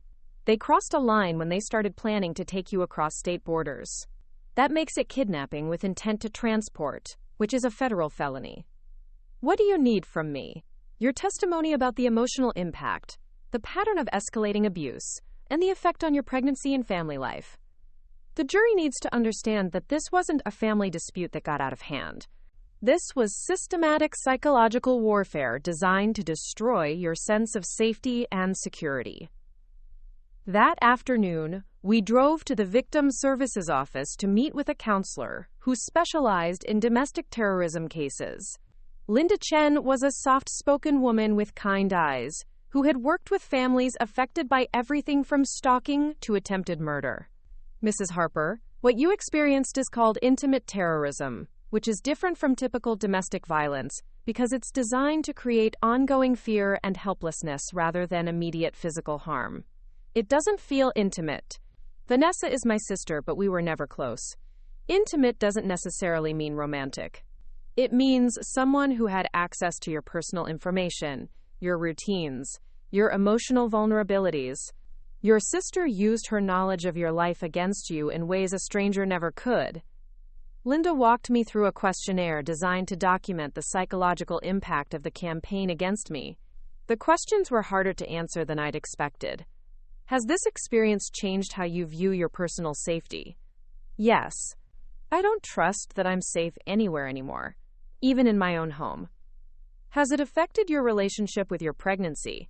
I'm afraid to be happy about having a daughter because I worry something bad will happen to her too. Has it changed your ability to trust other people? I question everyone's motives now. If my own family could plan to kidnap me, how do I know who else might want to hurt me? Has it affected your relationship with your husband? I paused on that question, looking at Marcus, who was waiting patiently in the hallway. It's made me more dependent on him in ways that scare me. I used to be independent, confident. Now I panic when he's not around. That's a normal response to trauma, especially when the trauma comes from people who were supposed to protect you. By the time we finished the assessment, I was emotionally drained and physically uncomfortable. The stress of the courthouse appearance and the counseling session had triggered contractions that Dr. Chen had warned me to watch for. We need to get you home and resting, Marcus said, noticing my discomfort. This has been too much for one day.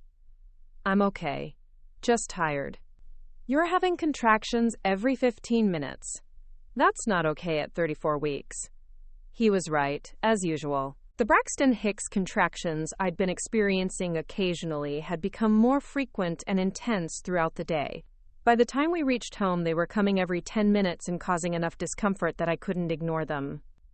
Call Dr. Chen, Marcus said, already moving toward the phone. We're not taking any chances. Dr. Chen's office instructed us to come in immediately for monitoring. The drive to the medical center was tense, with Marcus timing contractions while trying to maintain his calm demeanor for my benefit. It's going to be okay, he said as we pulled into the parking lot. Even if she comes early, 34 weeks is viable. She'll be fine. I don't want her to be born because I was too stressed to carry her to term. She deserves better than that. She deserves a mother who protected herself and her baby from people who wanted to hurt them. That's exactly what you did. The monitoring session lasted 3 hours. The contractions gradually slowed and eventually stopped, but Dr. Chen's expression remained concerned. Mrs. Harper, your body is responding to extreme stress by preparing for early labor. We need to discuss modifying your activities and possibly prescribing bed rest for the remainder of your pregnancy. Bed rest? I can't do bed rest. The trial is next month, and I need to be able to testify. The trial will have to work around your medical needs, not the other way around. Your baby's health is the priority here. Marcus leaned forward in his chair.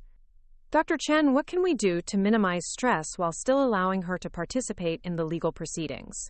Minimal court appearances, testimony by video link if possible, and complete rest between any required activities. Mrs. Harper, your sister's actions have put your pregnancy at genuine risk. We need to take that seriously. That evening, as I lay in bed with monitors tracking the baby's heartbeat and my uterine activity, I realized that Vanessa's campaign against me had succeeded in ways she probably never intended. Even in jail, even facing years in prison, she was still affecting my daily life, my pregnancy, my sense of safety and well-being. She's still winning, I said to Marcus as he adjusted pillows behind my back. No, she's not. She's in jail facing federal charges. You're safe, our daughter is going to be okay, and everyone who enabled her behavior is facing consequences. That's not winning. But I'm stuck in bed afraid to get excited about having a baby, because the stress might make me go into labor early. She's still controlling my life. She's affecting your life. That's different from controlling it. You get to choose how to respond to the effects. What's the difference? Control would mean she could still hurt you. Effects mean you're dealing with the aftermath of her failed attempt to hurt you. Recovery isn't the same as defeat. I thought about that distinction as I drifted off to sleep with Marcus's hand protectively over my belly. Vanessa had tried to control me by making me afraid, by isolating me from family, by convincing everyone that my pain didn't matter. Instead, she'd ended up exposing the dysfunction in our family system and creating a situation where I was surrounded by people who genuinely protected and supported me. The next morning brought unexpected visitors. Tyler and Jake arrived with coffee and what they called intelligence updates, but felt more like big brothers checking on their injured sister. "How are you feeling, Mrs. Harper?" Jake asked, settling into the chair Marcus had positioned beside the bed for visitors. "Like I'm being held hostage by my own body." "That's temporary," Tyler said with his characteristic Texas optimism. "The threat that put you in this position is permanent, neutralized." "What do you mean?" Jake pulled out a folder that was becoming familiar. Evidence, updates, and documentation that seemed to multiply daily. The FBI officially filed federal charges yesterday. Your sister and Craig are now facing kidnapping conspiracy at the federal level, which carries mandatory minimum sentences. Craig's cousins are being charged with interstate transportation of materials for criminal activity. What about my parents? Federal accessory charges. Since they provided material support knowing the plan involved crossing state lines, they're facing federal time too. Tyler leaned forward. "Mrs. Harper, there's something else you need to know. The investigation has uncovered other victims." "Other victims?" "Your sister has a pattern of targeting people she perceives as having advantages she lacks. We found evidence of harassment campaigns against 3 of her coworkers, 2 former friends and a neighbor who received a promotion she wanted. She did this to other people? Not at this level of sophistication, but yes. The pattern is clear. Identify someone who has something she wants, conduct surveillance to learn their vulnerabilities, then execute a campaign designed to destroy their happiness or success." Jake showed me photos and documentation from the other cases. A coworker whose car had been vandalized repeatedly after receiving an award Vanessa felt she deserved. A former friend whose wedding photos had been stolen and posted online with cruel captions. A neighbor whose promotion celebration had been disrupted by false reports to their employer about illegal activities. None of them reported it as connected incidents, Tyler explained. They thought they were just experiencing bad luck or random harassment. It wasn't until we started looking at the bigger picture that the pattern became clear. So I wasn't special. I was just her latest target. You are her most ambitious target, Jake corrected. The other campaigns were designed to cause temporary disruption.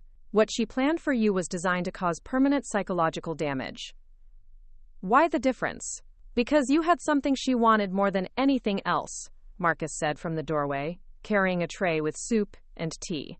A husband who adored you, a baby on the way, a stable life built on genuine relationships. She couldn't steal those things, so she decided to destroy them. The good news, Tyler continued, is that the other victims are now able to get justice too. Your courage in standing up to her has given them the evidence they need to press charges for their own experiences. I don't feel courageous. I feel like I survived something I never should have had to endure. Sometimes courage looks like surviving when giving up would be easier, Jake said quietly. That afternoon, ADA Stone called with news that changed the trajectory of the entire case. Mrs. Harper, your sister's defense attorney has approached us about a plea agreement.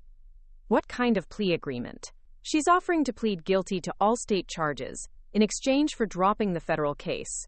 She's looking at guaranteed 8 years state time versus potentially 25 years federal time. What's your recommendation? Honestly, I think we should reject the plea and pursue federal charges. The evidence is overwhelming, the other victims strengthen our case, and the message it sends about domestic terrorism is important. What does that mean for me? More court appearances, more public attention, but also the likelihood of a sentence that ensures she can never do this to anyone else again.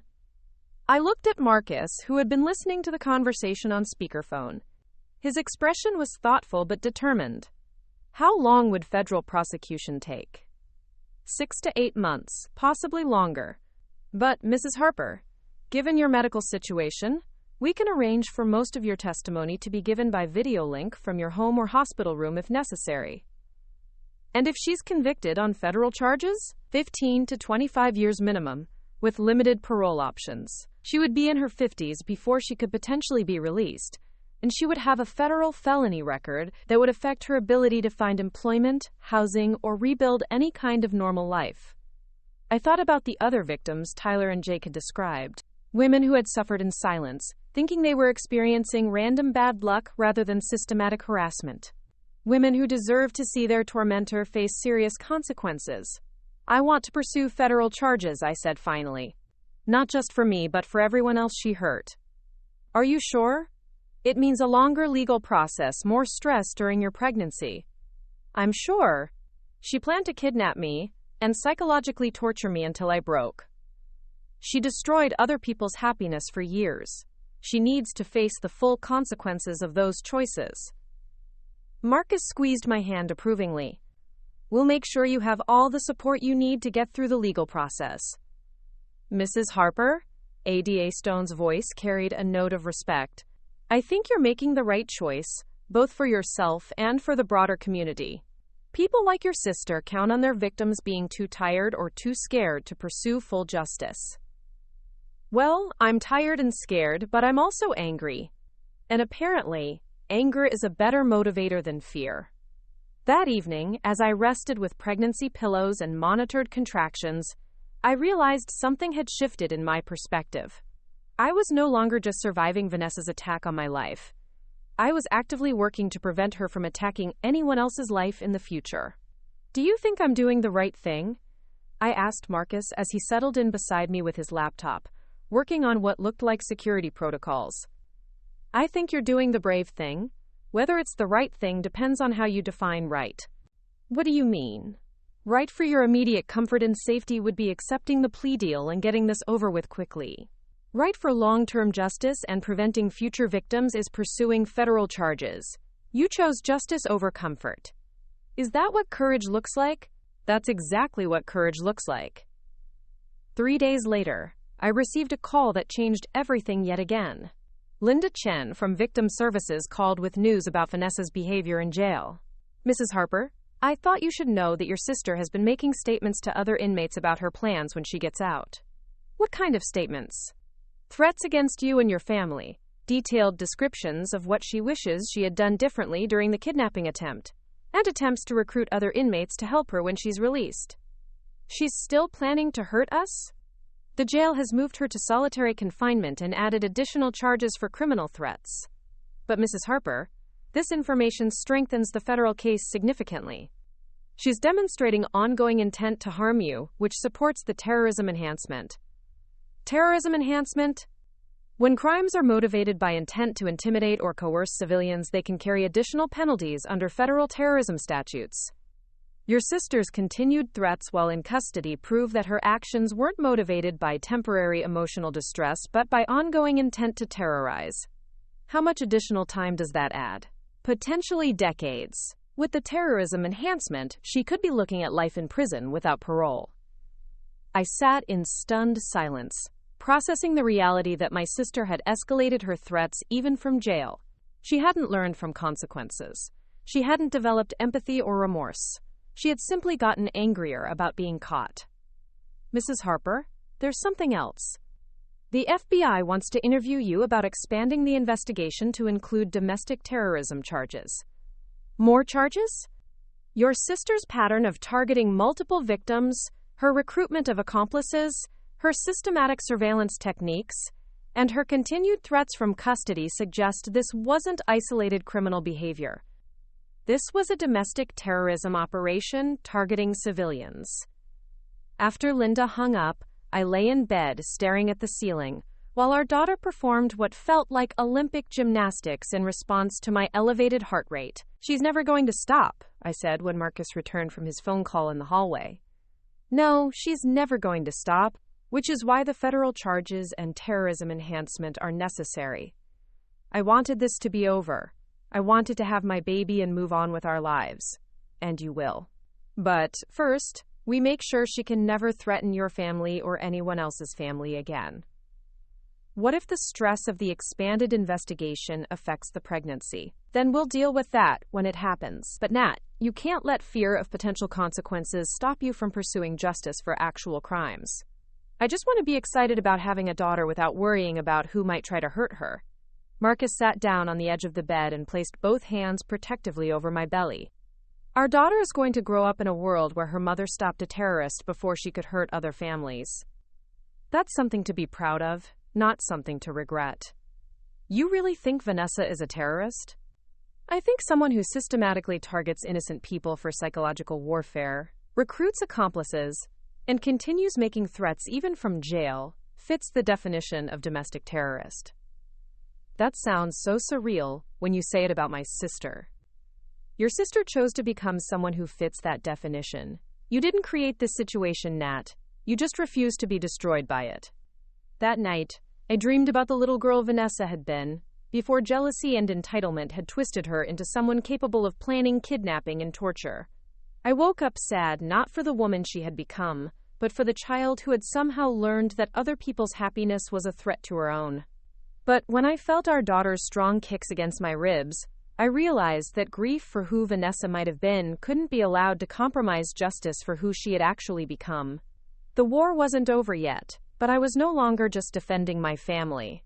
I was protecting every family Vanessa might target in the future. And that felt like a battle worth fighting, no matter how tired I was. Federal agent Sarah Martinez arrived at our home on a crisp November morning, carrying credentials that transformed our living room into an FBI field office. She was a compact woman with intelligent eyes and the kind of presence that suggested she had seen every variety of human evil and remained undaunted by it. "Mrs. Harper, I'm leading the Domestic Terrorism Task Force investigating your sister's activities. We need to discuss the scope of what we've uncovered." Marcus positioned himself in the chair closest to me, his protective instincts heightened by the federal agent's serious demeanor. At 36 weeks pregnant, I felt like a beached whale wrapped in blankets. But Agent Martinez treated me with the respect accorded to a key witness in a major federal case. "The investigation has expanded significantly since we last spoke," she began, opening a file that seemed to contain half of Cedar Falls. "Your sister's pattern of behavior extends back at least 7 years and includes what we classify as systematic civilian intimidation campaigns."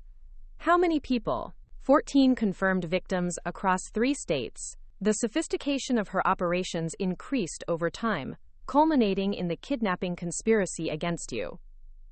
Agent Martinez spread photographs across our coffee table like a deck of playing cards revealing a disturbing pattern. Women who had received promotions Vanessa wanted, couples whose happiness she envied, families whose success she resented. Each had experienced campaigns of harassment that followed similar patterns: surveillance, psychological manipulation, and escalating attacks designed to destroy their sense of security. Your courage in standing up to her has given these other victims the framework to understand what happened to them. 3 have already come forward with additional evidence that strengthens the federal case considerably. What kind of evidence? Recorded threats, documentation of surveillance, physical evidence of vandalism and harassment. Your sister was meticulous about documenting her campaigns, apparently for her own satisfaction. Marcus leaned forward, his expression grim. She kept records of hurting people? Extensive records. Photos, timelines, assessments of psychological impact. She treated terrorizing innocent people like a hobby she wanted to perfect. I felt our daughter respond to my elevated stress with sharp kicks against my ribs. The reality of Vanessa's systematic cruelty was harder to process than her personal attacks against me. Those had felt motivated by sibling rivalry and jealousy. This revealed something much darker. Agent Martinez, what exactly are the federal charges? Domestic terrorism, conspiracy to commit kidnapping across state lines, interstate stalking, violation of federal cybercrime statutes, and criminal conspiracy. The terrorism charges alone carry life sentences. Life sentences? Mrs. Harper, your sister conducted a 7-year campaign of psychological warfare against American civilians. She recruited accomplices, crossed state lines to commit crimes, and used technology to facilitate harassment and surveillance. Under federal terrorism statutes, these activities are treated as threats to national security. But she's just one person. She's not Al-Qaeda or ISIS. Domestic terrorists often are just one person, or small groups of individuals who believe they have the right to terrorize others for personal reasons. Your sister's motivation doesn't make her actions less dangerous to society. Agent Martinez showed me testimonies from other victims that painted a horrifying picture of calculated psychological torture. A woman in Portland whose wedding had been disrupted by false bomb threats, called in by Vanessa. A family in Sacramento whose young children had been followed and photographed at their school by accomplices Vanessa recruited. A couple in Seattle whose home had been repeatedly vandalized with increasingly threatening messages. The pattern is always the same, Agent Martinez explained. Identify a target who has something she wants, conduct surveillance to learn their vulnerabilities, recruit local accomplices to maintain distance from the crimes, then execute campaigns designed to destroy their happiness and sense of safety. How did she recruit people to help her? Money, manipulation, and finding individuals with their own grievances against a successful people. Craig's cousins, for example, had been fired from jobs and blamed their failures on people like you and your husband. Vanessa gave them a target for their resentment and paid them to act on it. So this was never really about me personally. You represented everything she resented about other people's success. The loving marriage, the stable home, the baby on the way, the community respect. You were her most ambitious target because destroying you would have been her greatest victory. Marcus's hand tightened on mine. What happens at trial? Given the evidence and the other victims' testimonies, we expect plea negotiations. However, Mrs. Harper, your sister has continued making threats from federal custody. She's attempted to recruit other inmates and has expressed detailed fantasies about what she wants to do to you and your family when she's released. She still thinks she's going to be released? She doesn't understand the reality of federal terrorism charges. Her defense attorney has tried to explain that she's facing life imprisonment, but she seems to believe she can manipulate her way out of consequences like she has in the past. Agent Martinez pulled out a tablet and showed me transcripts of recorded conversations from Vanessa's jail calls. Reading her words was like staring into an abyss of pure hatred and delusion. She spoke about me as if I were responsible for every disappointment in her life, as if destroying me would somehow fix everything she felt was wrong with the world. Mrs. Harper, I need to ask if you're prepared to testify at federal trial. Your testimony about the pattern of escalation and the impact on your family will be crucial to securing conviction on the terrorism charges. What does that involve? Describing the systematic nature of the harassment, the effect on your pregnancy and family life, and the ongoing threat you perceive. The jury needs to understand that this wasn't a family dispute that got out of hand, but a calculated campaign of domestic terrorism. Can I testify from home? My doctor has ordered bed rest due to pregnancy complications from the stress. We can arrange video testimony from a secure location. The court has already approved accommodations for your medical needs. After Agent Martinez left, I spent the afternoon processing the reality that my sister was not just troubled or jealous, but what federal law enforcement classified as a domestic terrorist. The woman who had shared a childhood home with me, who had played dolls and hide and seek and normal sibling games, had grown into someone who terrorized innocent families for entertainment. I keep trying to understand how someone becomes that, I told Marcus as he helped me adjust positioning to ease the pressure on my back. Some people are broken in ways that make other people's happiness feel like a personal attack, he said. Your sister chose to respond to that brokenness by trying to break others. But why? What did any of her victims do to deserve what she put them through? They existed. They succeeded. They found happiness. To someone like Vanessa, other people's success feels like theft of something she deserved. Dr. Chen arrived that evening for a home visit, concerned about the day's stress affecting my pregnancy. The monitoring equipment showed increased uterine activity, though not yet at dangerous levels. Mrs. Harper, Your body is telling you that this level of stress is unsustainable. We need to discuss delivery planning in case the legal proceedings trigger early labor. How early?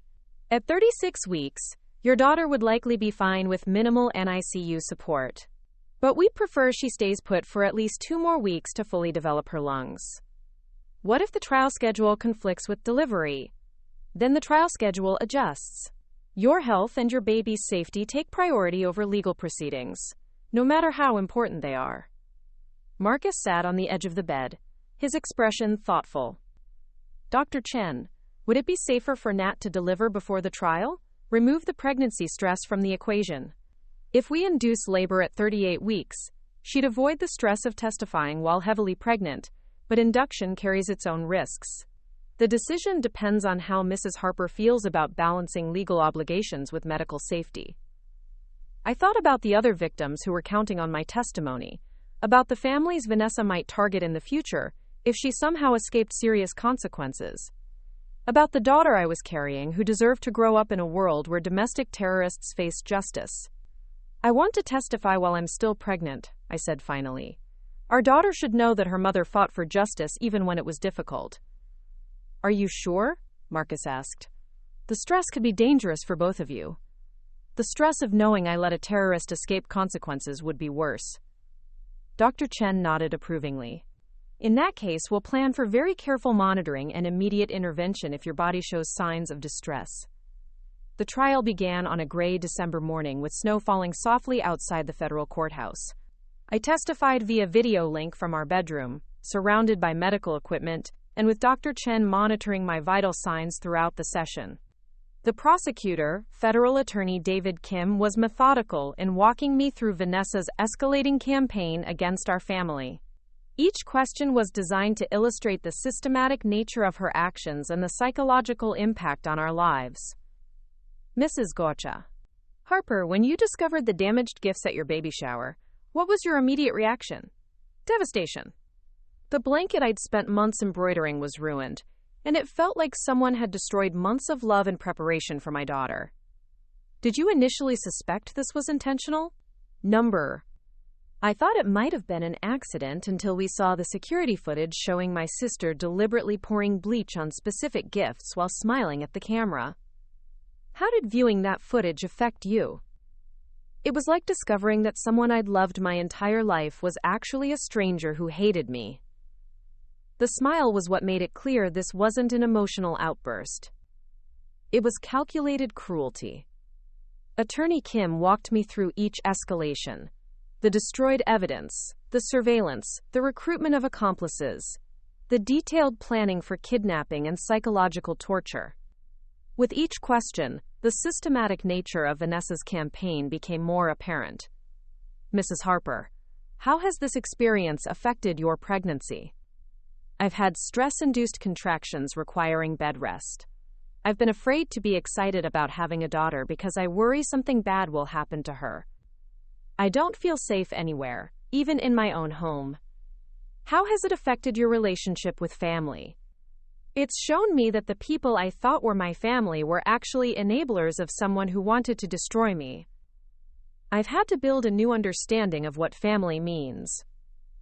The defense attorney, a tired-looking public defender named James Walsh, tried to portray Vanessa as a troubled woman whose mental health issues explained her behavior. Mrs. Harper, isn't it possible that your sister was experiencing a psychological breakdown rather than engaging in deliberate terrorism? People having psychological breakdowns don't conduct weeks of surveillance, recruit accomplices, and plan kidnapping logistics. They don't keep detailed records of their harassment campaigns against multiple victims. And they don't continue making threats from jail. But family relationships are complicated. Couldn't this have been a sibling rivalry that got out of hand? Sibling rivalry involves competing for parental attention or arguing about fairness. It doesn't involve planning to kidnap and psychologically torture your pregnant sister until she has a breakdown. When Vanessa took the stand via video from federal prison, I watched the sister I'd once known disappear completely. She showed no remorse, no understanding of the harm she'd caused, no acknowledgement that her actions had been wrong. Instead, She presented herself as the victim of a family conspiracy designed to deny her the success she deserved. "I was just trying to help my sister understand that life isn't always easy," she said, her voice carrying the same condescending tone I remembered from childhood. She'd always been handed everything, and I thought experiencing some real hardship would make her more grateful. "Miss Coleman, you planned to kidnap your pregnant sister and take her to an isolated location. How was that helping her?" I wanted her to understand what real fear felt like, so she'd stop complaining about minor inconveniences. "You considered damaged baby gifts to be minor inconveniences? Compared to what other people go through, yes. My sister has always been dramatic about small problems." Attorney Kim presented evidence of Vanessa's other victims, each testimony revealing the same pattern of surveillance, manipulation, and escalating attacks. The Portland bride, whose wedding had been disrupted. The Sacramento family, whose children had been stalked. The Seattle couple who'd moved 3 times trying to escape harassment. "Ms. Coleman, did you consider the psychological impact on the children you had photographed and followed? Children are resilient. Besides, their parents should have been more grateful for what they had instead of flaunting their happiness. You believe other people's happiness justifies terrorizing their children? I believe people should understand that not everyone gets to have perfect lives." The jury deliberated for less than 4 hours. When they returned with guilty verdicts on all federal charges, including domestic terrorism, I felt something release in my chest that I hadn't realized I'd been holding. Judge William Morrison, a stern man with gray hair and 30 years on the federal bench, addressed Vanessa directly during sentencing. "Ms. Coleman, you have conducted a 7-year campaign of terror against innocent American families. You have shown no remorse, no understanding of the harm you've caused, and continued to make threats even while in federal custody. Your actions represent a clear and ongoing danger to society." "Your Honor," Vanessa interrupted, "I think there's been a misunderstanding. I was just trying to help people appreciate what they had. Ms. Coleman, you planned to kidnap and psychologically torture your pregnant sister. You stalked children. You destroyed evidence. You recruited accomplices to commit crimes across state lines. These are not the actions of someone trying to help others." Judge Morrison sentenced Vanessa to life in federal prison without possibility of parole. Craig received 25 years. His cousins got 15 years each. My parents, who had pleaded guilty to accessory charges, received 5 years federal time. The court finds that Ms. Coleman represents a unique and ongoing threat to public safety, Judge Morrison continued. She has demonstrated sophisticated criminal planning abilities, a complete lack of empathy for her victims, and ongoing intent to commit similar crimes if released. Life imprisonment without parole is the only sentence that adequately protects society from this defendant. 2 days after the sentencing, I went into labor naturally at 38 weeks. Marcus drove me to Cedar Falls Medical Center through empty early morning streets while I breathed through contractions and marveled that our daughter was finally ready to meet the world.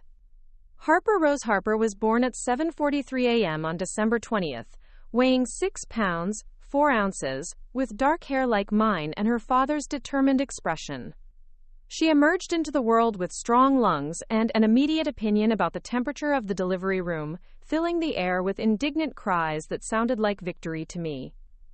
"She's perfect," Marcus whispered, tears streaming down his face as he held our daughter for the first time. "She's absolutely perfect." The delivery room was filled with people who had become our chosen family over the past months. Tyler and Jake waited in the hallway, having driven through the night from their base to be present for Harper's birth. Chloe held my hand during the final pushes, crying harder than I was. Dr. Chen monitored everything with professional competence and personal investment in our family's well-being. "Mrs. Harper, you did beautifully," Dr. Chen said as she completed the post-delivery examination. "No complications, excellent recovery, and a healthy baby girl who clearly inherited her parents' fighting spirit." Agent Martinez sent flowers with a card that read, "Congratulations on your victory, both in court and in delivery. Harper is lucky to have parents who fought for justice." The nurses created a makeshift celebration in my room, with sparkling cider and a cake that somehow appeared from the hospital cafeteria. It felt like the opposite of the baby shower that had started this entire ordeal, filled with people who genuinely loved our family, rather than people obligated to pretend they cared. "She'll never know a world where her aunt was a threat to her safety," I said to Marcus as we watched Harper sleep in his arms. "She'll grow up knowing that her parents protected her before she was even born." Mrs. Hartwell visited that afternoon, bringing a hand-knitted blanket in soft yellow and white. "I wanted to replace what was destroyed," she said simply, "though I know this can't substitute for what your sister took from you." "It's perfect," I said, meaning it. "Harper will grow up knowing that there are people in the world who respond to cruelty with kindness." The local newspaper ran a story about the case with the headline, "Local Military Family Stops Domestic Terror Campaign." The article focused on the broader implications of domestic terrorism and the importance of recognizing systematic harassment as a serious threat to community safety. Mrs. Harper's courage in pursuing federal charges despite personal cost has protected countless potential future victims, the reporter wrote. The case demonstrates that domestic terrorism can emerge from unexpected sources and must be addressed with the full force of federal law enforcement. 3 months later, I received a letter from the woman in Portland whose wedding Vanessa had disrupted. She was pregnant with her first child and wanted to thank me for the courage to pursue justice that allowed her to understand what had happened to her family. "For years, I thought we were just unlucky," she wrote. "Learning that we were targeted by a domestic terrorist helped us understand that the fear and anxiety we experienced were normal responses to an abnormal situation. Your testimony gave us the framework to heal from trauma we didn't even know we'd experienced."